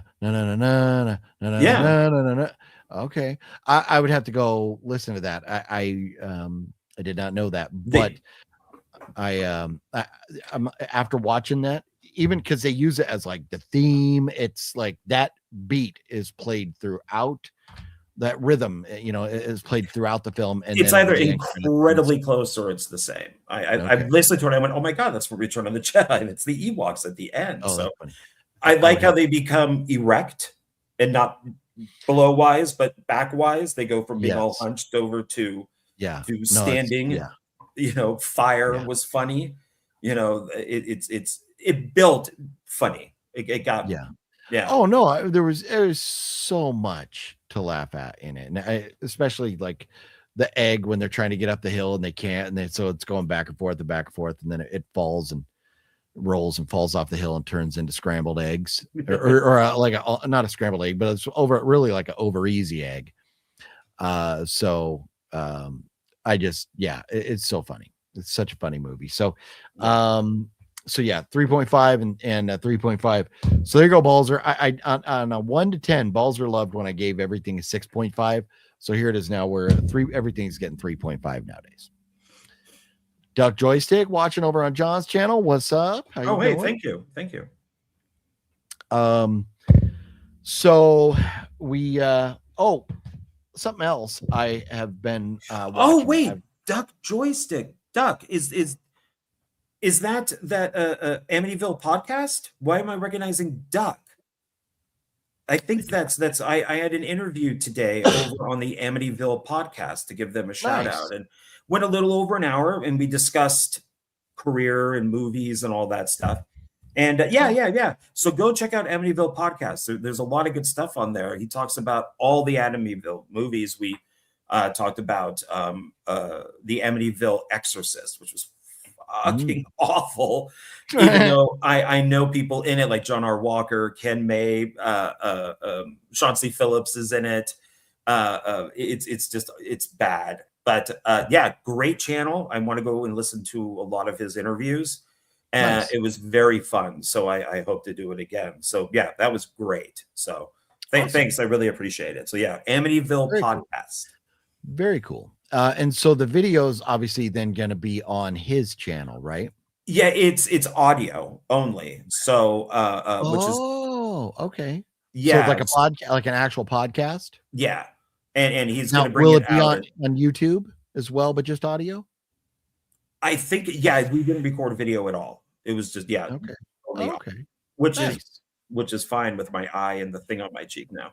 So but Spotify, iTunes, etc. So so we'll be out a little bit. So sorry, Very nice. to interrupt you with your Bond box, but that name just looked really No, that's okay. That's okay. That definitely was more important at that moment. That's for sure. So probably more important in general, but I was just going to mention a couple Bond movies that I watched, but awesome stuff. We'll definitely have to go check out Duck Joystick. So in Duck Joystick, maybe do you have a YouTube channel we can go to and then find the links to the podcast and stuff? But so I watched out of all the movies, I was like, my favorite James Bond was Roger Moore. That might be changing. I started out with A View to a Kill, and that was, I believe, Roger Moore's last movie, right? Yes. And the reason I went with that was because I love the Duran Duran song, and so I went with that one. It's a great song. And I love the movie. It was a great movie. I mean, most Bond movies are entertaining and they're great, some better than others and stuff. But I enjoyed the movie. I give it a solid 3.5. Everything's going to get 3.5, so don't worry about it. But then after that, I was like, I want to watch something newer with better special effects and stuff. So then I proceeded to watch the last Pierce Brosnan movie and Die Another Day. So I'm just going to watch the last one that everybody does. But between A View to a Kill and Die Another Day, I think just because the effects and stuff were so much better, I enjoyed Die Another Day so much more than I did A View to a Kill. More than Roger Moore? More than Moore, yeah. But that paragliding scene, oh my God, is that awful? God, no, did that look horrible? Some of the old, and it's not just James Bond, it's not just that movie or this franchise. When you're back, especially because we're going all the way back to when did the first one come out? It's like 64, 62. Okay. So there were no special effects. There was a green screen, and they're driving, and their hair's not even blowing. So it's pretty terrible, the effects. But one of the things that I loved about Die Another Day was when he's down in that like subway room where they have, the guy's talking about he's developing the new gadgets and stuff, and he's got some of the old gadgets down there, like the jetpack the jetpack suit, yeah. And he hits the jetpack and stuff. But anyways, I had such a great time with this. Pierce Brosnan was great.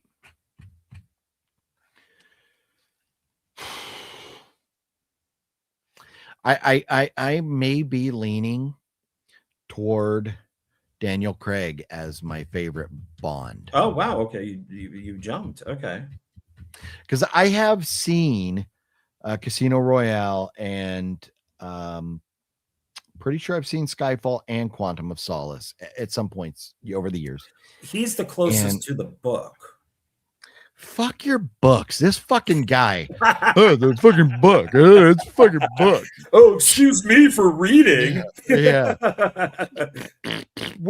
This is not it wasn't I guess it's horror movie, horror movie Monday. And now, Sunday Night Man, there's not a fucking thing in there about books, John Ward. Well, I'm just glad that you're that you're watching them, because I thought of doing something like James Bond Sunday or something, or one movie a week, starting from Dr. No, going all the way up to the final one. Well, But there you go. You know what you call it? I'm so good at naming things. You know what you call it? what? 00 Sunday. Oh, there you go. Instead of Okay. 007. God, I'm fucking good, aren't I? I mean, you can admit it. You can thank me when I see you out there in Vegas in a couple days. Well, but then I don't think people would know really what that is, right? Because then you'd have to do No, because you make the logo look like 00. So you have like a title and a subtitle. So 00 Sunday, reviewing the James Bond franchise, one movie at a time, or whatever you want to call it, something like that. But anyways, you're welcome. I do find it interesting that the two that you mentioned that you watched, are the last two, and they're considered to be the worst two of those James Bonds. Like they said, View to a Kill, Roger Moore's way too old. He's like this 70-year-old guy who's like, and that 20-year-olds. That was part of the reason why I like Die Another Day, because Roger Moore was getting up there where it was like, okay, it's time to get a younger Bond here. Yeah, and I like A View to a Kill. I still enjoy it, even though I think it has more of Roger Moore's stuntman than Roger Moore. But and Die Another Day, I enjoyed. I even like the Madonna song that's in it. It is a best of, and Halle Berry looks amazing in it, especially when she pops out of the water in that bikini. Well, see, and that's that is the thing. So if you look at like supporting cast between Die Another Day, Rosamund Pike, man, she was a looker when she was think younger. she's still gorgeous. Yeah, she very is. Beautiful. John Cleese and I mean, Q. They always have great casts, but for the 80s, when you're adding Grace Jones and Christopher Walken, those two are like 80s icons. And for you to get both of them in the same movie and on the same team, that's just fucking great. And you might even be able to add one more, Dolph Lundgren. He was in A View to a Kill. He was the bodyguard because he was dating, I think, Grace Jones at the time. And then, of course, Rocky IV, was when he became a household name. Were we supposed to think that Grace Jones was attractive? Exotic? Maybe. She didn't even have a good body. She really doesn't. Like she's thin and tall and in fit, but like she didn't have a great body. Like for a black woman, she had a very flat butt. And I don't know, she just was not attractive. She's a great villain, a great actress. I have nothing against her, but I'm just like, I was watching, I'm going, are we supposed to think she's attractive? I would imagine, because she would be. Wasn't she like a model girl. or something? Model, singer. I always kind of, they're not on the same thing. They're apples and oranges, but I always thought that she was kind of like a David Bowie type person, that she was. Oh yeah, no. And that's what I mean. She enough. was an icon. Yes. Yeah. So, but anyways, the casts were both great, and I don't know which one I'll watch next. I mean, since we just watched Caveman, I would recommend The Spy Who Loves Me if you want to go back, because that's Barbara Bach. She's the main Bond girl in that, and she looks amazing. Yeah, and it has Caroline Munro as one of the evil Bond girls in it, and she was from like the Hammer movies, and she's gorgeous. Okay. Yeah. Well, if you want to do a 00 Sunday reviews where I wouldn't release it on Sunday, but 00 Tuesday, 00 Wednesday,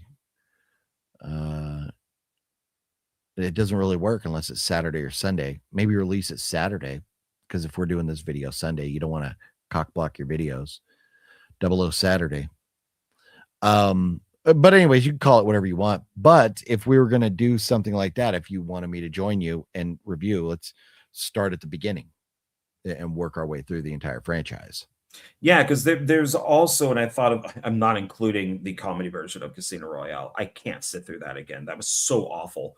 But Never Say Never was really good. I think that should be included around the time of Octopussy.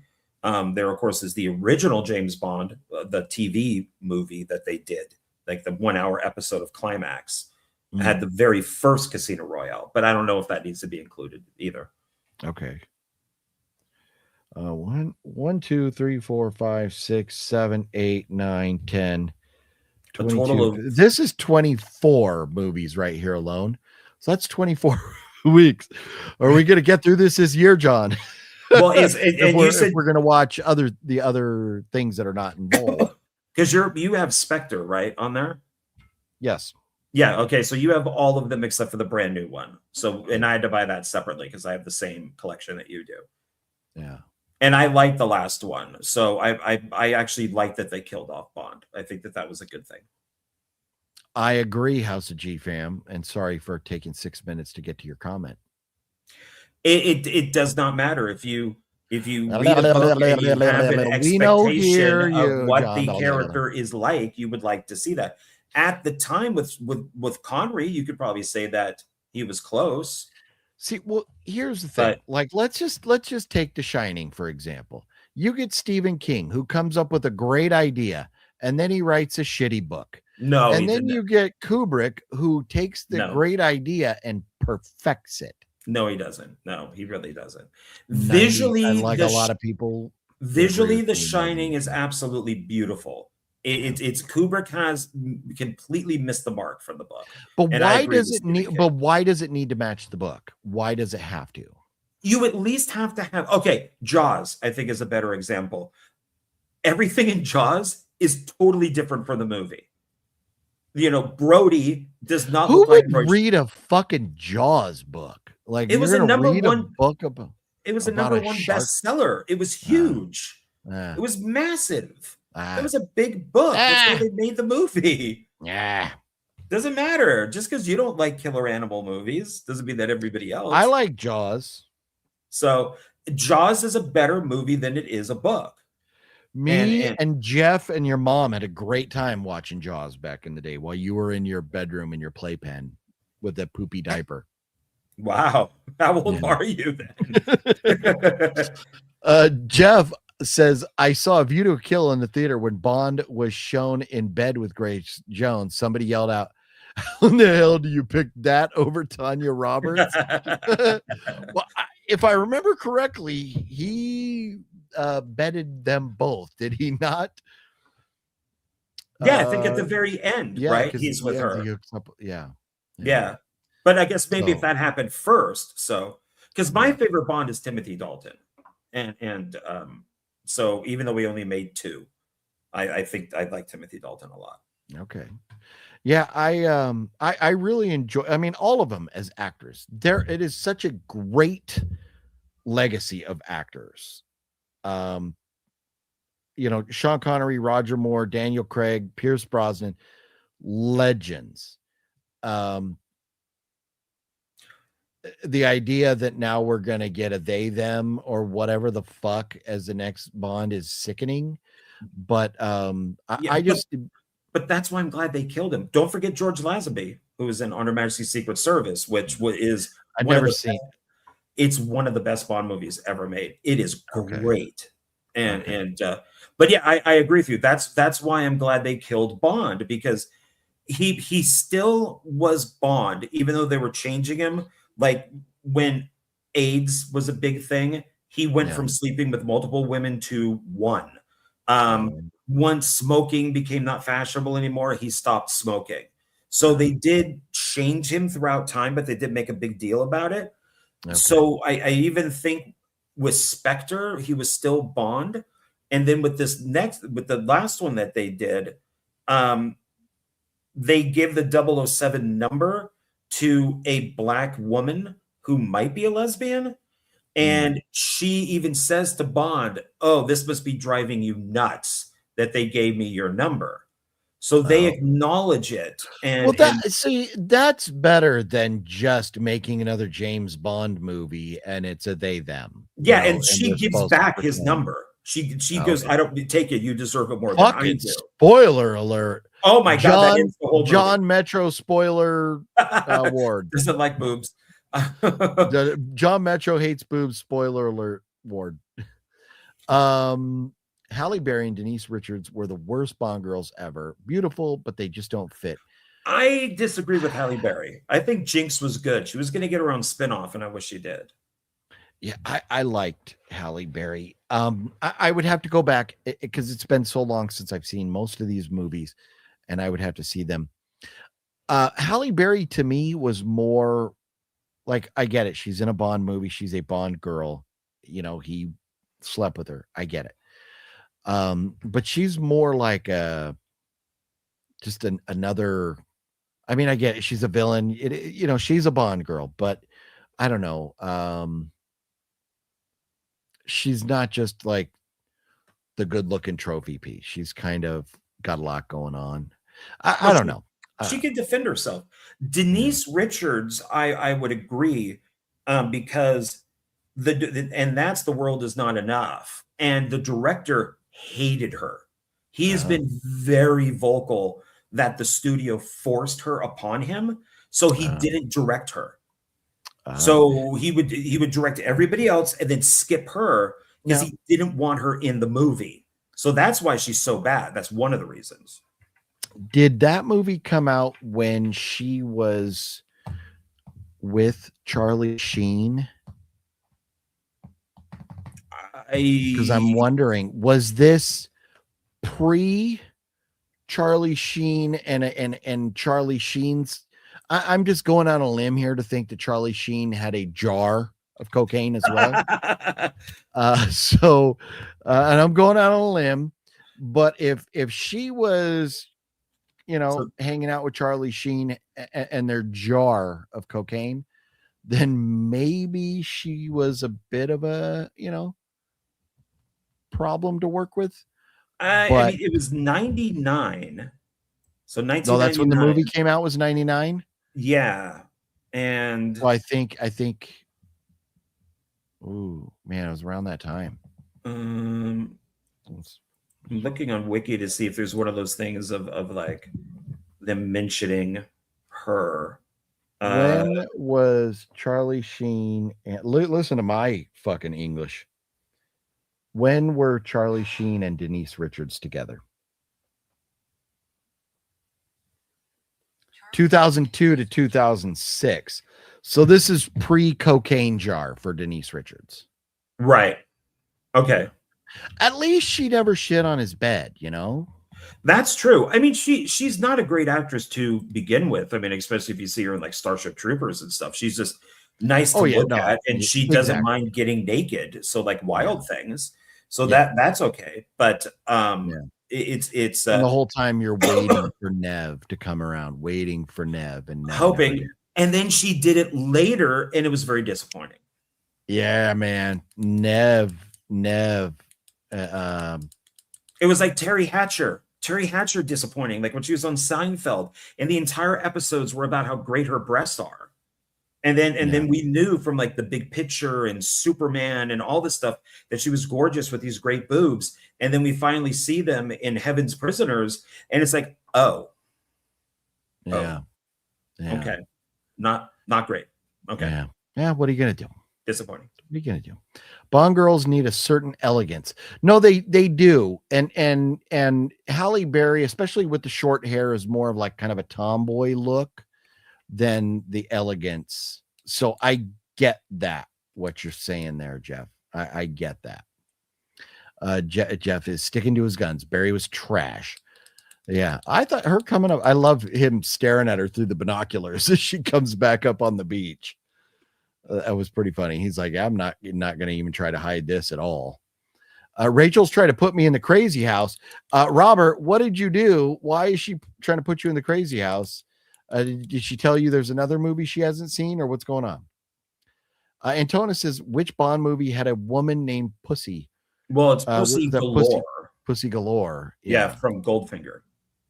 And when Bond asks who she is, she goes, my name is Pussy Galore. And then he just kind of looks up and goes, I'm in heaven.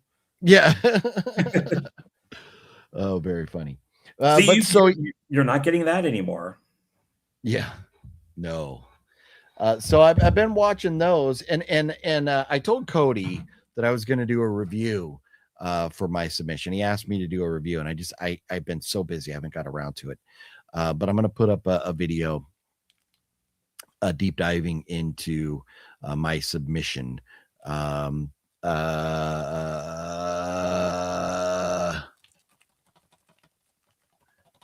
was going to say maybe you could watch this and then we could do that. I think you'll get a kick out of this movie. But and then Marie, I was going to do a review for these, but I just have not got around. So I apologize, Cody. I will get that done. What else have you been up to or watching, John?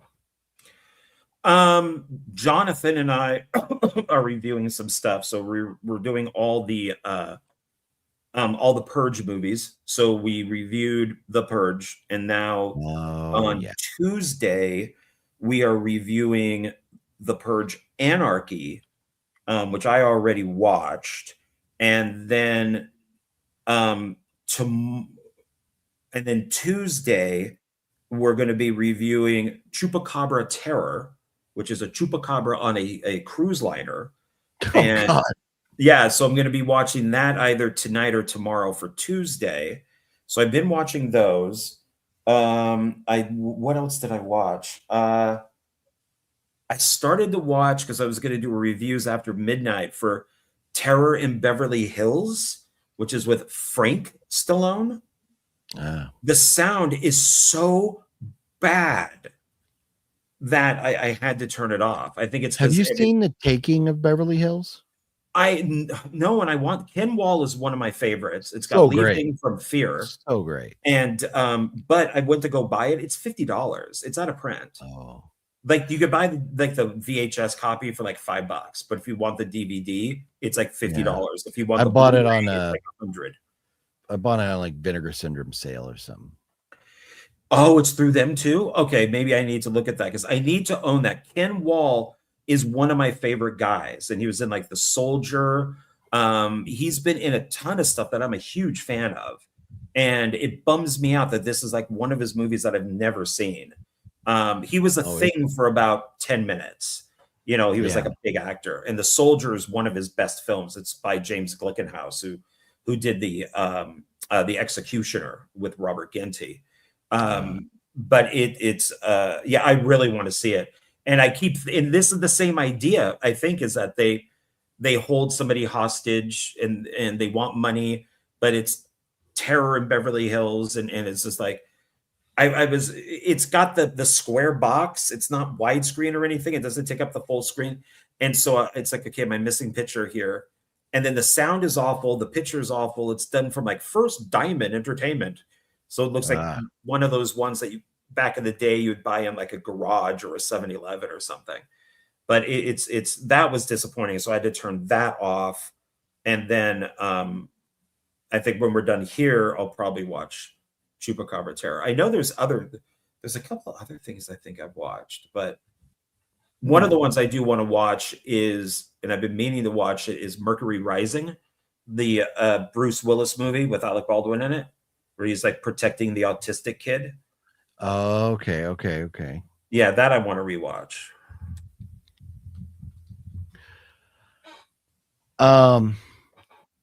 So I've not seen the one you're talking about, but Taking of Beverly Hills is great. Terror in Beverly Hills, I've not seen that. But the Taking I have. And if it had better sound, it might be a great bad movie. Just one of those things where it's because he's so bad. Frank Stallone is not a good actor. So this is interesting. Robert said that Rachel is trying to put him in a crazy house. And Rachel says, I'm trying to put him in the crazy house because he won't watch Pee-wee's Big Adventure with me. Robert, have you ever seen Pee-wee's Big Adventure? That's a great film. I know. And look what I live right next to. This is my video of me at. Hold on. Look at this. Now don't play sound. You don't want to copyright yourself. Yeah, right. Watching the sunrise. So I like Pee Wee Herman did. They sat and watched the sunrise up in the mouth there. And There it is. I went. There's the dinosaur. They paint them all the time, but that one was like pink for Valentine's Day. But I made this video like, I don't know, year and a half ago or something. But anyways, Robert, you should definitely see Pee-wee Herman's Big Adventure, especially if you've never seen it. They really go into detail on what to expect when you go to the Alamo, and how to actually see the basement that most people don't know exists. But you definitely got to give it the program.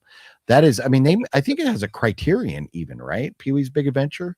That I'm not sure, but it has it's classic. been released. Like, yeah. Danny Elfman's score and all right. That, so technically 3 horror movies next weekend. Whistle, Dracula, and Purge Chapter 3.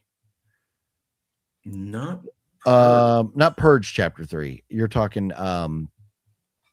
what's the one Chapter 3? I know what he's talking about. The Chapter 3, Strangers. Oh, Strangers Chapter 3. Yeah. Okay. Ooh. Yeah. Whistle looks just like Ouija and anything that deals with like a game. I don't know about that one. Dracula, I am interested in seeing because I like that filmmaker. I think he's a good director. So Chupacabra on a cruise ship. I'd be shocked if it doesn't suck. It has Sala in it. They have to replace Sala from Raiders. Rise Davies. He's in it. Okay. Yeah, I think he plays the captain of the ship. But no, it probably sucks. But what I like is when you take something and then you put it in a place that it shouldn't be. So like if they put Jason Voorhees in the snow, that would be great. If they Jason put Voorhees on a boat.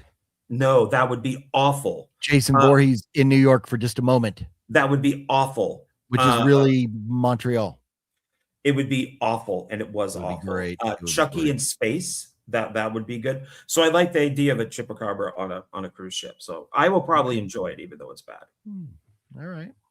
John Rice Davies, that's his name. Robert says he can't get into it. Very interesting. And Tim Burton directed it. You are correct, Rachel. And Pee-wee it's a great flick. And man, Large Marge, I am telling you, that was, for the time, how great was Large Marge? Well, and I mean, it's, Tim Burton effects with her eyeballs and everything, but Pee-wee's Big Adventure is legendary. Tim Burton, Danny Elfman, Cassandra Peterson. That's right. Yeah, it is great. It's not something you need to watch over and over and over, but come on, Robert. But Tim Burton program may not be for everybody, Yeah. I don't know about him not being for everybody, but not all of his movies might not be for everybody, because Beetlejuice is for everybody, but Beetlejuice is not for everybody. Very true. Very true. As we fall asleep while watching it in the theater. Yeah. So, but you mentioned The Purge, and you asked if I wanted to rewatch The Purge and join you guys. So I put it in, and not too awful long ago, I watched the entire franchise and I enjoyed it. And I think I enjoyed some of the sequels more than the original. But I absolutely was bored out of my mind and hated it. And the little kid, I'm telling you, if I was the dad in The Purge, I would have been like, okay, the guy that you let in the house, we're taping him to the chair, we're pushing him outside, and then we're taping the kid to the chair and pushing him outside as well. But it caused all of their problems then. But because you didn't see the ending, it was actually good that the kid let the homeless guy inside. You know what? So here's the thing. I watched it not too awful long ago. I don't remember the specifics of the ending, what happened, but we wouldn't have had a movie if he didn't let the guy inside. But movies where the kids cause problems because they don't listen to the adults drive me nuts. It just, like, my kids, if I told my kids, hey, we're going inside, we're locking the doors, do not open the doors, they wouldn't be, there's a guy outside, I gotta save the kid. Who Okay, do that in real life. People wouldn't do that. Well, because the kid doesn't believe in the purge. He doesn't like it. So it's you got to remember, and one of the questions down here says, when do the purge movies start talking down to Trump? They already did. It's called the Purge election year. Election year. That's the Hillary Clinton movie where when she was, debating Trump, when they were walking around the stage doing the debate, and she said, if I end up dead, you know what happened. And so that's kind of the idea of election year, is that it is a woman running for president. And the whole series is made by liberals. So that's the thing, is that it gets more and more political. Yeah, but that's okay. It does it definitely toes a political line. And that is okay. You can make movies that are politically influenced, or kind of show, Republicans bad, Democrats good, or vice versa, or whatever. What you don't need is just the over the top shoving shit down your throat that you are wrong for supporting them. You can make anybody you want a bad guy, but don't make the audience the bad guy for rooting for this guy or that guy. That's the problem. The problem's not, a movie. I mean, because so many movies you can, like, people love the gay community loves to go, oh, the Saw franchise, it's all about being gay. No, it's fucking not. It's about a guy who likes to kill people because they're, don't appreciate life. Hannibal Lecter, he eats people because they're rude. You can say these things or that things. You could put your spin on anything. So, movies like that don't bug me. What does bug me is when people go, if you like Donald Trump, don't watch my movies. Well, tell you what, John Legua fucko, I don't want to watch your movies anyways, you bitch.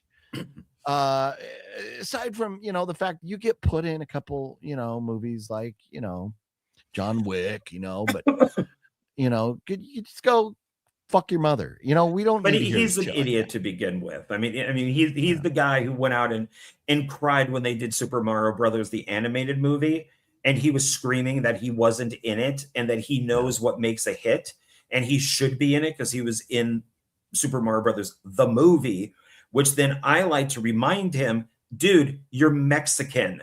Yeah. Mario Brothers are Italian. But Al Pacino threw all that shit out the window with Scarface. So there's, Mexican, the whole Latin crossover thing. Yeah.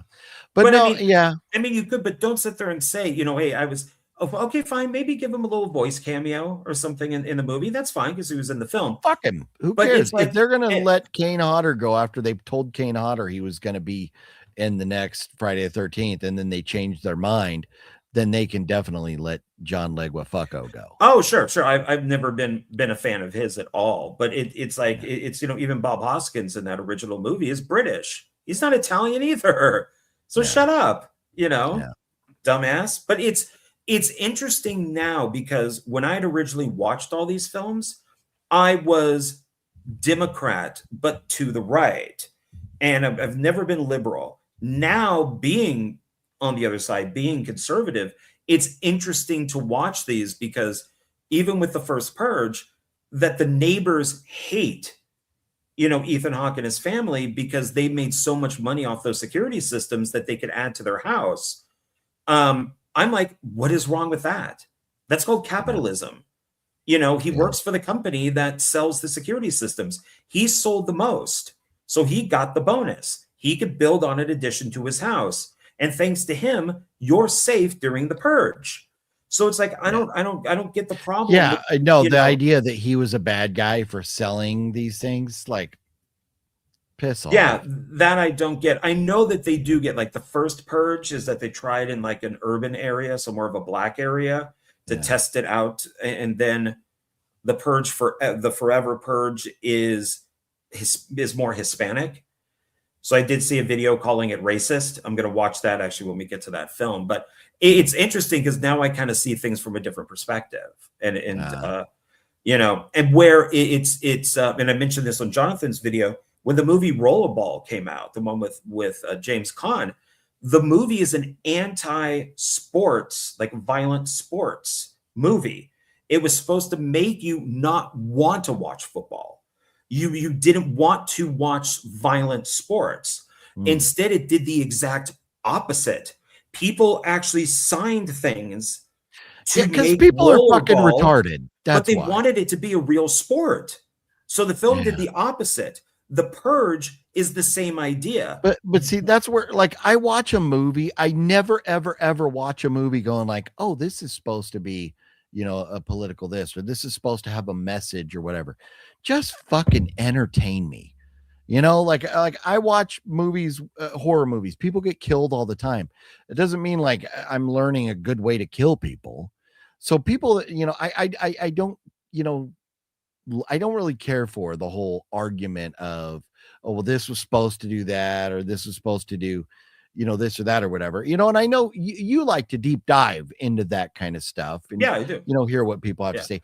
It's not for me, but hey, to each their own. I'm not knocking you for you know, finding that stuff interesting. When I hear stuff like that, I just go, God, people are fucking retarded. Well, it's you and I are opposite on some things, but we agree on a lot of things. You like to know things. I don't. You know, I like the mystery. I like boobs. I don't. I'm also now Metro, so I just find it interesting to know that, and myself included, that the Purge did the opposite of what they wanted it to do. That they said, no, the Purge is a bad idea. Watch this movie. This is not a good idea. When they said, hey, we're going to make this movie, do you really think they said, we're going to make this movie to make people hate Republicans? Not this one. Maybe election year, but I don't think this one, because I think this one was more about capitalism. It was, or make people hate capitalism. Yeah, that greed is bad, but then I think, why is that bad? I mean, if you are a self-made person, well, that's just it. Everybody who says, oh, billionaires should give up their money, you're fucking hypocrites if you say that. Because if you're Billie a billionaire, Eilish. you're not going to give up your money. I know you're so filthy fucking rich, Billie Eilish. You're filthy fucking rich. Why don't you give up your money? Because they won't. But I'm not a billion. I can have 999 million, but I'm not a billionaire. We're against ICE, but we're not going to allow any illegal immigrants in our house. Oh no, the beauty of it, and I don't want to go down this road too far, but oh my God, no guns. Guns kill people. People don't kill people. Guns kill people. And now we're defending a guy who had a fucking gun, you know, who got shot by ICE. Like, bruh, pick a side. You know, pick a fucking lane and stay in it. That's because it does. It's what's ever popular at that time. Because if you notice all the Palestine crap is gone, all the Ukraine stuff is gone. You know, it's whatever flag is popular at that time. So I'll tell you what, man. I hope. You know, I don't want to see a big war, but I hope the United States does something to stop the government in Iran from slaughtering all those protesters, because that is what liberals want to make the United States out to be, like what the Ayatollah is doing in Iran. They're killing thousands of people. One dumb fuck who kicked and broke a car's light a week before shows up with a fucking gun. If you didn't show up, if you're so scared of ICE, why are you tracking them down? If they're such bad, scary, mean, evil people, stay home. Don't go fucking track them down. You do something dumb and get yourself killed. Tough fucking shit. In Iran, thousands and thousands of people are being slaughtered by the Ayatollah. That is something that needs to be fixed, and I hope we do something about that soon. Well, it's basically what the media tells us. So if these actors are saying, oh, well, we need to get guns, or we need a revolution, or and then people, like I said, who work at like 7-Eleven, then go out and purchase, you know, a gun, and then they go to one of these protests that that these, you know, actors, you know, are protesting because they have a little freaking button, you know, there's a good chance that you could get killed. And then those actors will then put another button on. Oh yeah. You know, write a shitty song and have their chest hair out. Fucking Bruce Springsteen. You're not the boss. You're the toss. Fucking go fuck off. What comedy movie is so bad you like it, John Ward? Oh, I absolutely love both of these. A Haunted House. I think they're hilarious, and everybody hates them. I think they're so freaking funny. I actually cry laughing. I laugh so hard watching those. That's funny. You know what movie I love, and you don't, and I don't know why, but I love that it's a bad comedy, but it is so bad that it is hysterical. No, did not Zombies, like it. And this is actually, so it's Zombies at Christmas in England, but I think over here it's Cadaver Christmas. Yes. So, but A Cadaver Christmas is hilarious. It's not, no, not in my opinion. Yeah. But there's a lot of bad comedies that are funny. But asking, John and I both kind of suck at thinking of things off the top of our head. So kudos to John for actually pulling those ones out of left field. Thank you. Some of the National Lampoon movies are bad, but I like them. There you go. Definitely, like Grandma's Boy is a pretty terrible movie, but it's kind of funny. What was the one? It's not called Road Trip. The one where they go on a road trip. Is Dane Cook in it? Well, there's Road Trip. There's Euro Trip. Maybe it is Road Trip. Maybe that's what I'm thinking. Was that Dane Cook? He might be in that one. That's the one with Matt Damon where he sings Scotty Doesn't Know because he's sleeping with his girlfriend. Yeah, I've seen it once, and it was like right when it first came out. But those were pretty terrible movies. See, I thought that those were funny. Yeah, that's but it's pretty terrible. But they're funny. Metal Greg, what's cracking, Metal Greg? How you doing? Was watching the Grammys. Anything interesting that we would give a shit about? John Leguizamo grew up in Queens. Maybe it's a New York thing in relation. No, I know. In New York, everybody thinks they are like, oh, I'm Latino or I'm Puerto Rican, but I'm also Italian or this or that. The communities have all kind of blurred their lines over there. So that could be it. Sam Squanch titties, John Ward. Sam Squanch titties. Would you like Sasquatch big hairy titties? Are they just like two titties, or are they kind of like the animal ones where they have multiple teeth? Well, what would you prefer? This is inquiring minds want to know, John, because you're not a fan of regular boobs. So would you be a fan of Sasquatch boobs? You might be able to motorboat them. Oh. They're all hairy and stuff, so maybe. Speaking of motorboating. I'll move you. What happened? This is one of my favorite Instagram or favorite what do you call them? Influencers right now. I want to share this guy's video. He is fucking hilarious, and what we're talking about right now with Sasquatch titties reminded me of this. So you sent me some of the stuff. I cannot understand what he says. This guy is fucking hilarious. Bob shut my damn self. Look at this guy getting a haircut. Just over here getting a haircut. Not as I no. So this guy, little Shirley's boy, he's basically like, he'll go like, you know who I haven't talked to today? White people. What's going on, white people? And he'll play a video of white people doing dumb shit. Or go, you know who I haven't talked to in a while? I don't know what's up with black people. What are black people up today? And then, but he does for Latinos, or whatever. It's everybody. It's not one race. And it's just funny shit that they do. And he's like, no, I think I'm just going to stay home, or whatever he says afterwards is very funny. He is hilarious. But that video where the guy is getting a haircut and the man boob kind of comes and hits him in his face, so he turns to kiss it, is fucking hysterical. That just kills me every time. So you like man boob? No, I don't like man boob at all. No, it's that's so it. You like man boob. No, you like man boob. Don't try and spin this on me. Nope. Don't try and spin this on me. From now on, you like man boob. And so whenever you say I don't like boobs. Well, it was nice having John Ward on the show for a few months while it lasted, but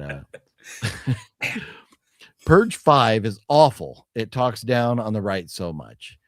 Yeah, and that's where Antonis, I get it. If you want to sit and say, oh, I'm looking at this and there whatever like hidden agendas or maybe not necessarily hidden agendas in the movie, yeah, it could definitely ruin your viewing experience. But I enjoyed, and I think I like the sequels all better than the first because they kind of take place out. They're not stuck in one house. I think that's maybe why I like them better. But Well, yeah. The first one is one location, a house. The second one is the city, and then the third one is election year. So all since I'm seeing these now from a different perspective, when Forever Purge, which is it's the last one. It was meant to be season 3, and then they just made it into a movie instead.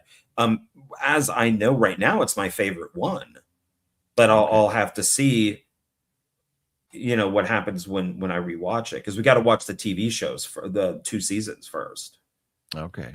Yeah, I would have to go back and see my rankings on how I felt about them, but I could scroll through Letterboxd and figure that out, but not tonight. We're already 2 hours and 10 minutes. John, I noticed you were suppressing a yawn there a moment ago, and so we're going to try and wrap it up here in the next few minutes. But Skyla, what's up, Skyla? Says, sorry I'm late. Hey. Can't sleep as I was so happy because I had my first virtual tours. Oh, I didn't realize you're doing virtual tours. Well, that's cool, Skyla. It was really good. Got amazing feedback on the first night. I hope you're both well. That's awesome. I'm very happy for you, Skyla, and I am doing well. Thanks. John, are you doing well? I'm doing fine. Great. Movie question for both you and John. What 3 comedies would you watch over and over again? Ooh, picking 3, that's tough. I could definitely watch 40-Year-Old Virgin over and over. But I would probably go back to Young Frankenstein without question. And Blazing Saddles definitely without question. But I mean, those are 3 easy ones, but I don't know. I don't watch a million comedies. Do you have 3 off the top of your head that you could?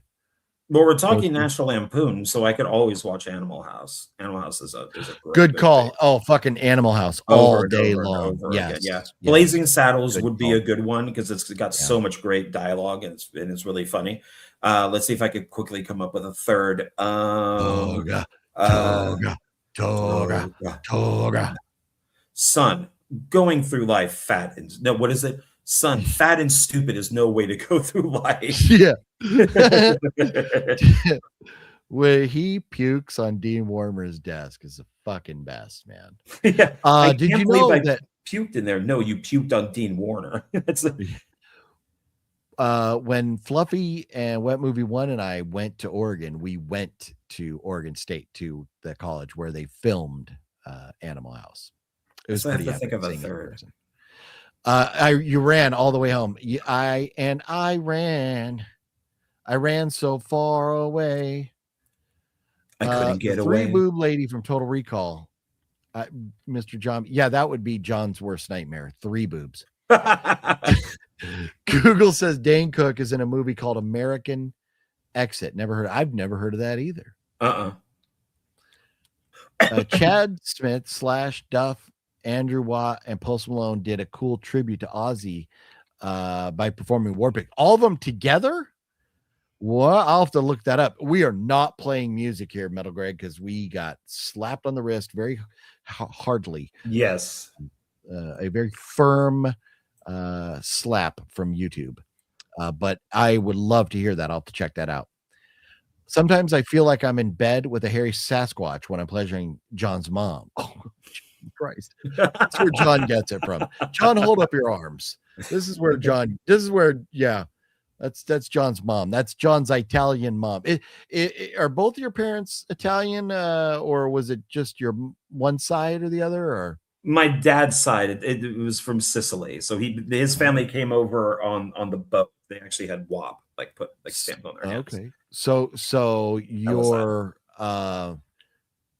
dad Sicilian, mom Sasquatchian. Yeah, yes, apparently, Okay. yeah. I mean, maybe more Bigfoot than Sasquatch, but Okay. but sure, it's in the same family. Yeah, sure, One why and the not? same? They're not the same?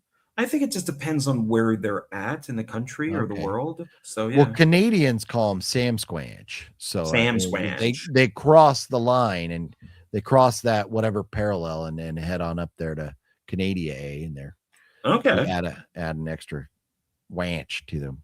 Ranch. Yes, all those guys play together. Yeah, that's fucking awesome. Metal Grey. I'll definitely have to check that out. Let's see here. Comedies. Oh, The Hangover. Oh, So yes. those would be my three. Part 1, 2, and 3 can suck it ass. I love all 3 is three of them. okay. I actually think You're 2 is wrong. better than 1. So You're wrong. No, You're I wrong. love all 3. So yeah, Saskatchewan. There you go. Exactly. Sam Saskatchewan is according to Bubbles. Sam Squanch. There's a fucking Sam Squanch. She's so hairy. I used to toss flour to find the Jesus Christ. I'm starting I'll to just think let he it- actually has. There's He way probably too much has. He probably detail here. This weekend I watched 2 80s B movies. Assault on the Party Nerds. Yeah, 1 and 2 yeah. Metal Greg. I've never heard of those. Are they good? I think Linnea Quigley is in one of them. Oh, I've never okay. seen them, but they're very low budget. I think like shot on video stuff. Nice. Funny.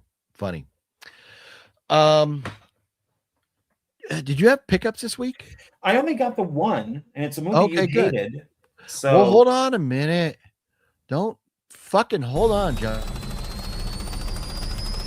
I have a serious Blu-ray addiction. All right, that's enough of that. oh, we didn't get to see Brittany. I did pick up because it was only $10, and I think it's one of his best films, and you hate it. I picked up A Working Man. Okay. Yeah, I didn't. The acting is atrocious. I would completely disagree with that. It's Rocky V, human trafficking, and he has to go get the girl. But I think it's better than Rocky V. I love The Working Man. I thought it was really good. So found it for $10. Well, I'm glad you enjoyed it. A lot of people did. I don't understand why, but they did. Because it's a good movie and you suck and you like men's teats. Fake news. Nope. Real news. Real news.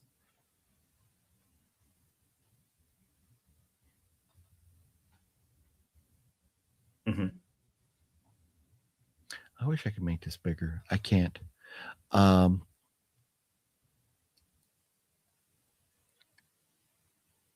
some dead air going on here, man.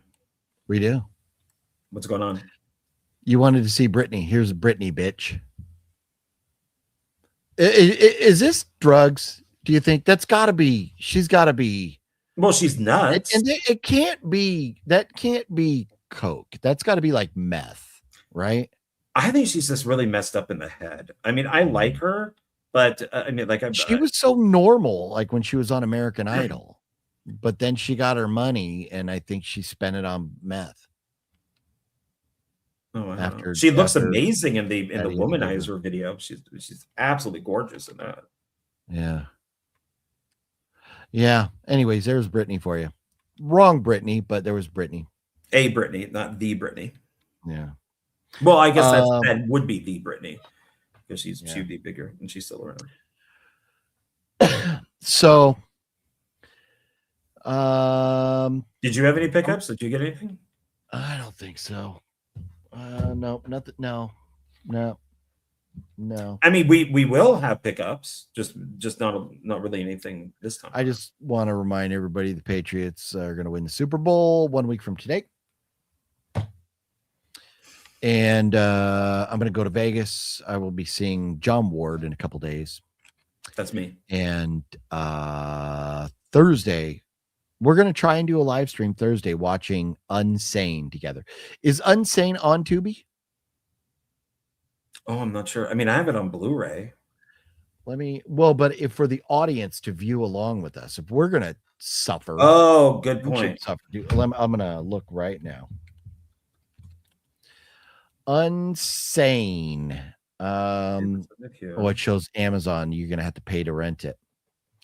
So if you don't have Steven Sodomy Soderbergh's Sodomizer's Unsane movie that it hurts your butthole when you watch it. If you don't have it, you can still watch and hang out with us as we suffer through it and drink a lot of booze. What type of booze will we drink for this? Are we going to mix something up? Or are we going to drink beers? What are we going to do? Well, if we're Goddamn, old man. That's what you get for grooming yourself by licking your arms. You got a furball now. I know I do. I got to puke it on the floor. I blame the cats, but it's me. I mean, we can. I'm obviously going to do, more of the hard stuff along with the beer. So I don't know if you want any vodka. I don't like to mix. I want one or the other. We'll figure it out though. Well, yeah. So that way we can just sleep. Steel Reserve. There you go. John, have some Steel Reserve. A Black Label, Johnny Walker.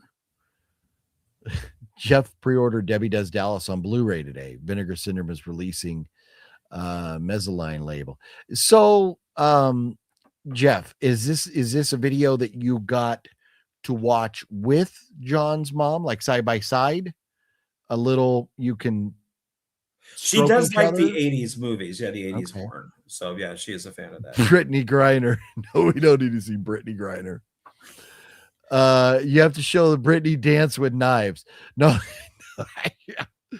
no. If I sit here and scroll through and find it, but I was looking for a good Brittany one. I couldn't find a real funny, cringy one, but that one would have been great. Brittany with the knives it's like, put those down, woman. You're gonna hurt yourself. You can watch Unsane in other places, but yeah, you just kind of have to find it. It's usually pretty accurate. It's just showing Amazon right now.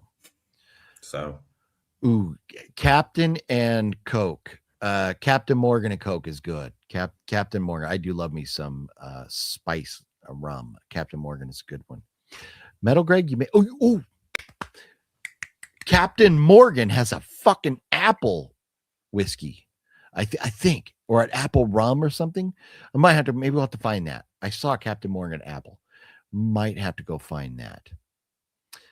John's mom gets jealous if I watch porn in her presence. Well, I kind of understand. So some girls are down with it, some aren't.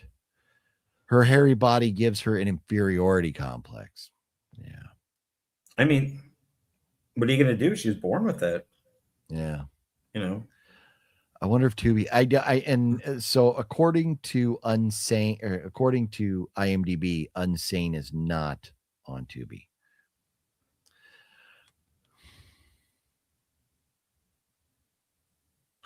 Is what Unsane? No. Is what Jeff? Is what? It's a good thing I don't like my mom. I know, John. Let's get off your mom because Jeff did last night. But get off that thing. So, anyways, we intend on having some fun Wednesday night and Thursday night. You never know when or where there may be a live stream Wednesday night and Thursday night. Vegas is going to be popping. We're going to have a great time. It's too bad Cinestalkers, I don't think, going to be able to come. We'll see what happens, but I think right now it's not going to happen. But John and I are going to have a great time. Looking forward to going and seeing Joe Lujan and then hanging out and recovering from hangovers with some good Denny's Grand Slams. Yes. And then nursing a hangover, walking around Zia. We're going to look like your picture here. Yeah, I know. Yeah. And we'll also probably do a little photo shoot and take some more pictures while we're out there, so I can have more. House of GFM. I've contemplated that, but we did that once already. Yeah. What movie one doesn't like you anymore? I know, Lou. I know. He loves me though. He's a puta. I don't know. Yeah, I know. 9 hours live, right? Should we do a 9 hour live? And I definitely need some motherfucking chicken sandwiches. Because we can get, we'll go by the store. That's where we'll get the booze, and then if you want, we can hit the pizza place, and then get like the calzones or whatever it is. They have a good 2 deal for like 2 mediums. I think it's like 1 topping, 1 or 2 toppings. Well, We could do that. But are we going to for like Thursday dinner? So before watching Unsane? Or eating while we watch Unsane? I feel like if we're gonna watch Unsane, we're allowed to eat during that video. We have a no eating on camera rule because it's that's unless Thursday you're taste testing something or Wednesday. Well, Wednesday is like bars and going out and having fun. Remember, like then I don't think we could do Unsane. Because I have to work Friday. I have to wake up at 7. Oh, that's why I was saying we can only do 1. There could be only one. Be one, yeah. So if you want to hit bars and everything, you drink before work every fucking time I go out there, John. Not like we're going to. If we're gonna get really ripped during that, I thought that was the idea with Unsane was to eat and just get ripped. But I can't do that with work. I can't. No, you can't do that with work. Jeff says screw work. I would like to, but there's no way. Call in sick. Tell them your car broke down. You can't make it. Yeah. No, I felt really amazing. I felt horrible last week. I just did not feel well. I think it was allergies were just kicking my ass.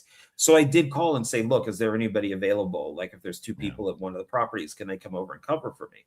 And I felt really stupid for that because I live 20 feet away from the office. Yeah. So it's like, I don't know, even if I'm sick, I should be able to go to the office. Yeah. Well, so this is my thing. I don't want to go out to Vegas this week and not like party and like go. Then we can't do Unsane unless we do Unsane, but we don't get drunk on Thursday. We could do that. Maybe just have a couple beers, something nothing crazy or whatever, or just hang out and do Unsane live. But the question is, does Miranda work? I don't even know. I think she does work like Wednesday and Thursday nights, right? I know she does graveyard shifts, but we'll have to find out too. Because if she's not, because she wanted to come over for that as well. That would make for a very fun live stream if we have Miranda there with us too. Yeah, I'm not a fan of her driving home after drinking, though. Well, no. She's now even further away from me than we were before. Yeah. Well, and that's all things, logistically we'll have to figure out.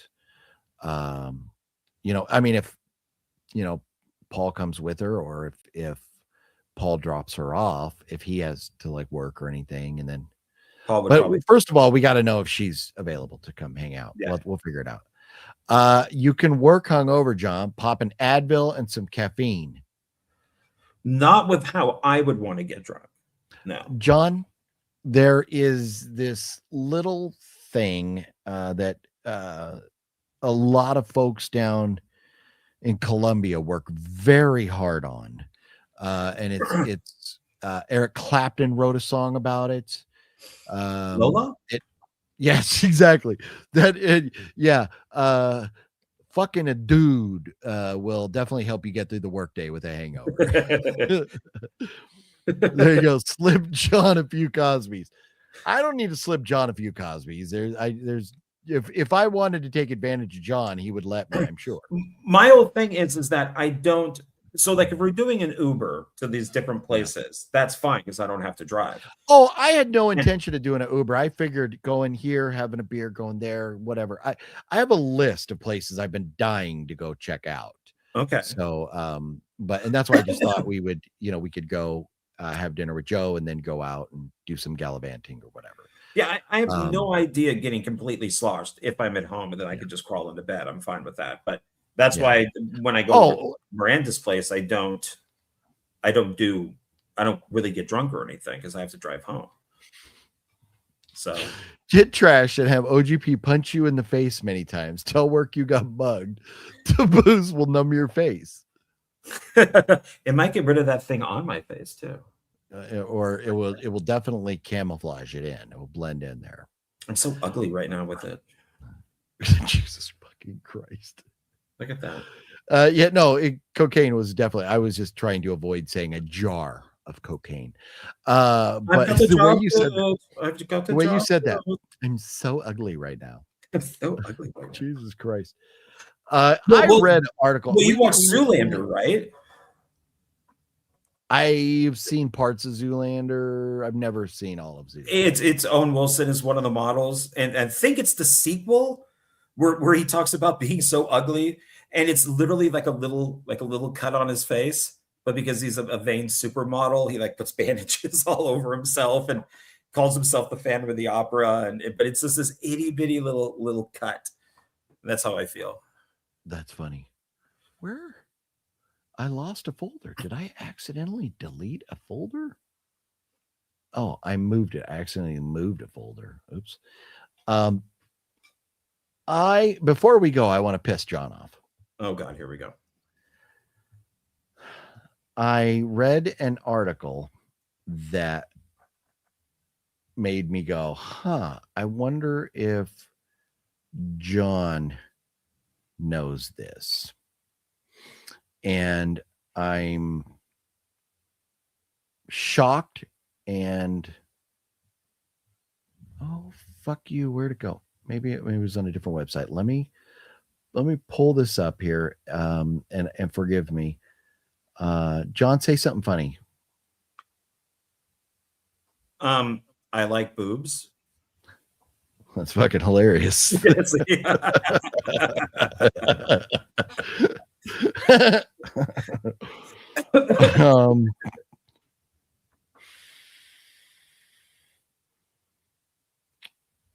Okay. Yeah. No.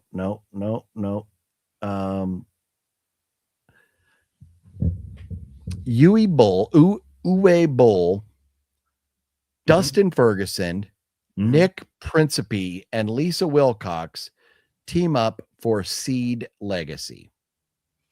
Well, Legacy I've known is being made for a long time. Yeah. With Dusty? Yeah. He beat me to it. So I wanted to see about doing a Seed 3 because I really liked the first Seed, which you ought to message Mr. Bull and go like, have you ever seen a Dusty movie? I don't want to do that. No, because then Ferguson could say stuff about me. Yeah, okay. And then that he already fucking has. Not to Uwe Boll, I don't think so. So Dusty has to know that you've interviewed him a couple times. He has to know this. Well, I'm blocked. Working with him. So I don't know. I mean, it's all the people that run and tell Dusty everything. It's possible, but I don't think that he's. I mean, so far nothing has been brought up. You don't want it to Uwe Boll. You don't want to be the bitchy, drama guy. So I get that. I kid. No, and I did just ask saw that him. And went like, Well, I asked him, is it possible to do Seed 4? And he said no. And I'm like, oh, why? And he goes, because I'm done with it. Because he didn't like Seed 2. See, that's what I remember you telling me. Yeah. So that is, and I feel sorry for Lisa Wilcox actually for that. But I don't think it's going to be any good. I mean, part 2 is not very good. It's okay. But no, I wanted to do something with him, and it's been talked about, but it's hard to kind of do something because he only owns 1 or 2 things, the properties, and there would be no way I could do those. Like, in The Name of the King, there's no way I could do that. He had Jason Statham in the first one, so how can I possibly do that? And so I asked him, well, what about a presents? Uwe Boll presents something like a zombie movie because he's done a lot of those. And it's all about negotiating and talking. You just need to get him to act in it. Just tell him you're going to pay him to act in it. In one film that he is in, he does play the president. I think it's like a zombie movie, and it's just he just records it at his desk like this, and I want to ask him to do something like that for me. See, like if it would cost anything. Or whatever. Oh yeah. Because I do consider him to be a friend, like John Walker does. Yeah, do something like that. And do consider him to be a friend of the channel. So, and I did watch Run, which is his newest one, and then he has Citizen Vigilante coming out with Army Hammer, and now he's trying to crowdfund House of the, like his version of House of the Dead too. Okay. So, which I am going to contribute to once that actually becomes live. So yeah. So nice. I don't know. I would love to work with him on something. Right on. Okay, so a few more comments here. House of GFam says it ain't a drunk live stream until you're eating a burger on the floor like the Hoff. Yeah, that is a classic. Oh my God, that's right. I'll tell you what. Have you not seen all my live streams where I got drunk over at Matt's house? Gee, I probably was worse than Hasselhoff, the whistling torso and all. So you're a dashing figure of a man, John. There you go. Thank you, Dad. I mean, John. Thank you. Oh, Ken, what's up? Ken says, remember when in Vegas to do a poop in the swimming pool? Yeah, like Alan. Oh no, Alan peed in the pool, huh? Well, I think Phil and Alan peed in the pool, right? At Mike Tyson's house in The Hangover. I think it was no, it was just Alan. Oh, okay. Because he sends him and away. That's why Mike Tyson. Yeah. Yeah, he goes. Mike, he goes. I'll leave them. Felt it coming in the air tonight. Yeah. There you go. Go smoke some rock. You'll be fine for work the next day. Yeah. I don't think I ever seen junk. I don't think I ever seen John drunk on a live. OGP on the other case, apple shots, right? So I'm saying. Well, I did get drunk on New Year's. I was pretty gone. Yeah, but not like the way I've been drunk on lives where I can't get off the ground. Well, for me recently, that would probably be. Well, no, we had that one time after you helped me move, where we really were doing the "I love you, man. I love you." But we weren't live though. We were just no, we weren't. No, yeah. This is. I would fall asleep on Matt's patio out back because I just couldn't move. I would get to a point where I would collapse, and that was it. I was done. I would wake up. The sun was shining. It was a beautiful day. I was wearing a Coors Light box on my head, had no shirt on, and my pants were wet because I jumped in a pool. And I was laying there many hours later, surrounded by a flurry of empty Coors Light cans and an empty bottle of green apple whiskey. That was just yesterday. Oh man. Yes, Mario, it's now officially Mario's birthday. Happy birthday. 52 to you, Mario. Very happy birthday, sir. Ketchup shots on the floor. No, and everybody trying to figure out when I was drunk how much it would take, how much money it would take to get me to eat a teaspoon of mustard. And there was I was gonna say mustard would probably be the way to go. Yeah. No, I think my amount was like at $500 and nobody would throw a $500 super chat. $100. I don't need $100 enough to taste mustard. I don't. So a lot of people would, but eat something they don't like for $100. But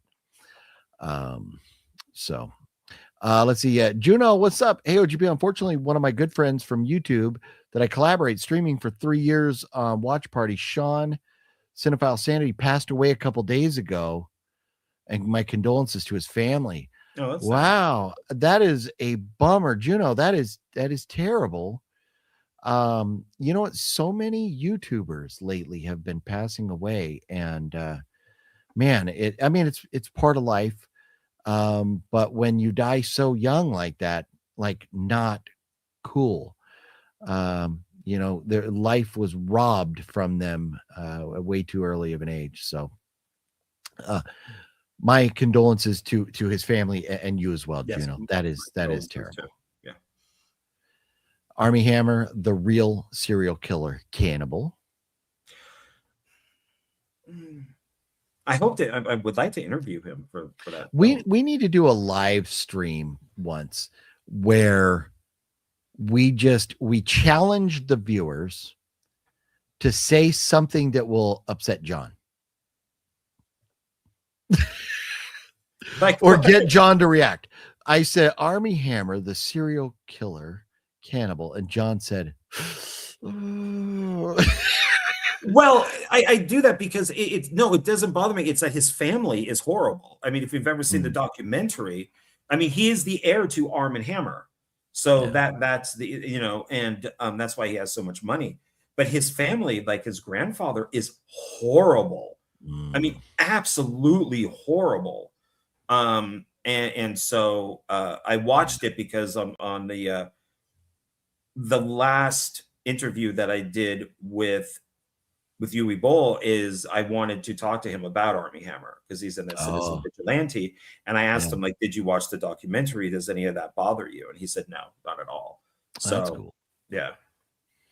OGP, you do things for $3. I know. I do. I jump in pools for $3. It goes from like 100 down to $3. I would lick mustard off of OGP's nipples. Fuck your mother. You would not. Yes, I would. No, and that's when you would have a good excuse not to go into work the next day because I'd punch you in the face a lot and you'd look like you got mud. No. Yeah, these right there, nipples, and I'll nip and I'll lick that off. You don't even have to taste it. Jesus fucking Christ.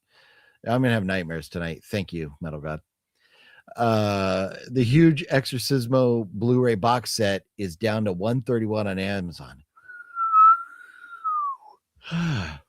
Still too crazy. $131 is steep for physical media, man. Yeah. But I mean, you're a collector. You do what you got to do. So John, I'll see you in a couple days. Yes. Yeah, I have to I don't even think I'm gonna have time to clean the house. You fucking better.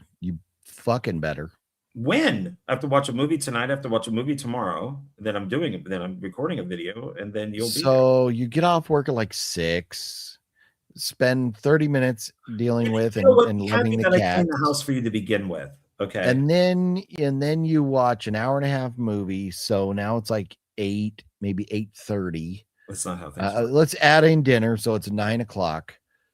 So there you go. You have 9 till whenever you go to bed to clean. Well, I'm just saying, if I come over and there are like shit stained tighty whities laying on the floor like I saw last time, I am gonna have an issue with that. Did you see that? I don't even wear tighty whities. Well, maybe. I know who has the shit stained underwear, sir.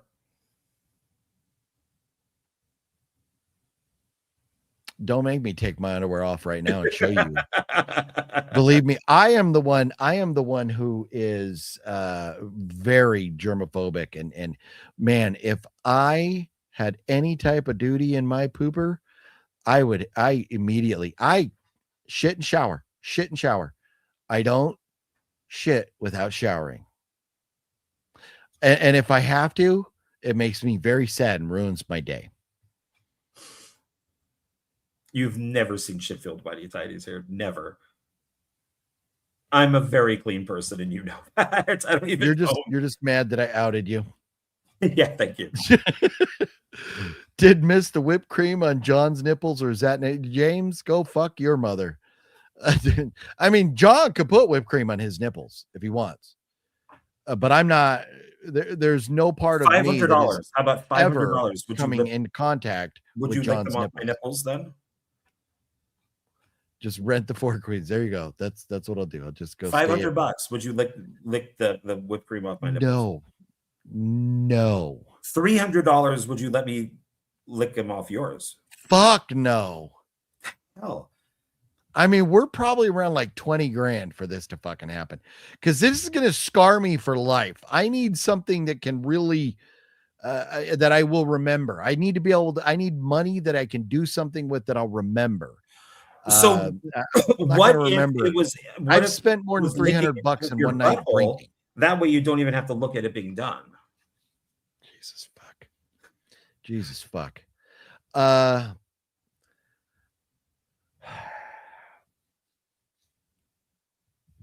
Thank you, Jesus, for intervening here. You're being shunned by Mr. H. Christ over here, John Ward. His mom was a prostitute, by the way. So, I think he's seen a few things. How dare you?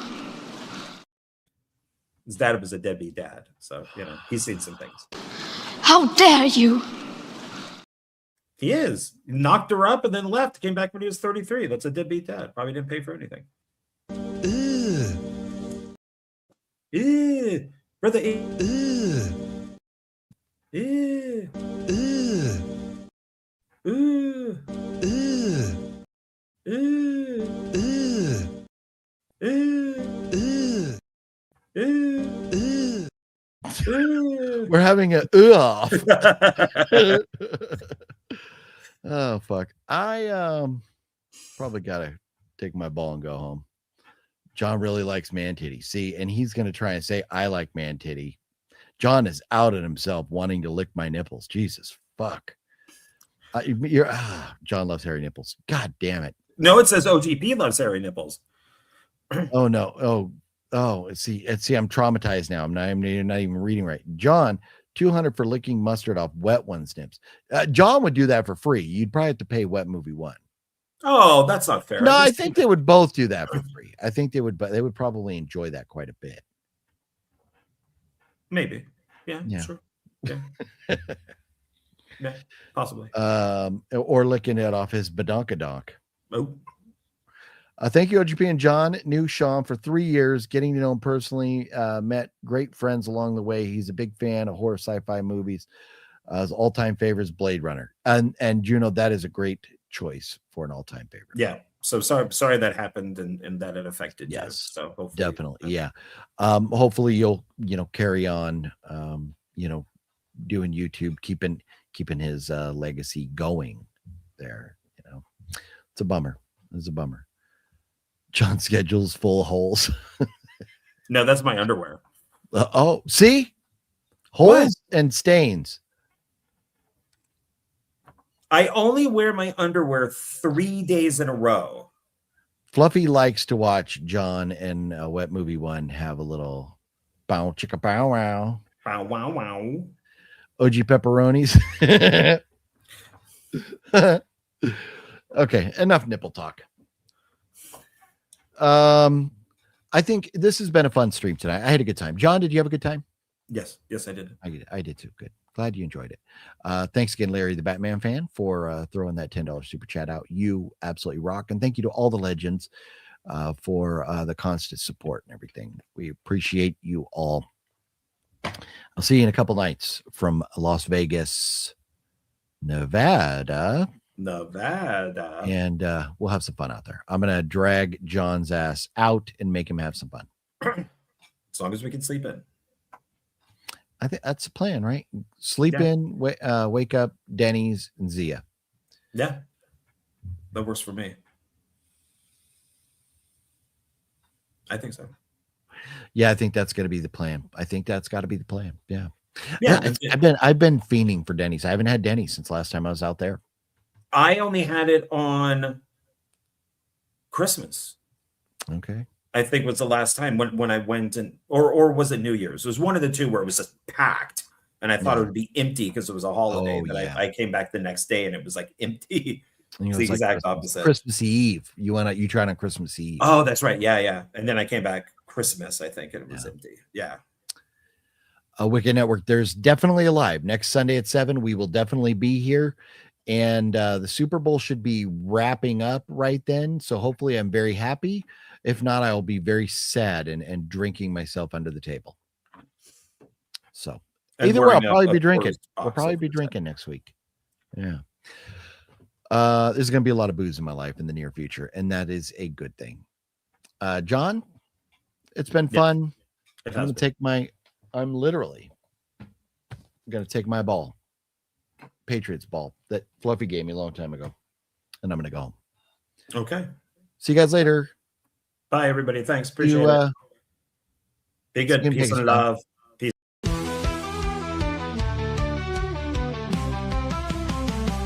It's Horror Movie Monday. You already know. Chills in the air and the tension's low. OGP steps up, setting the tone.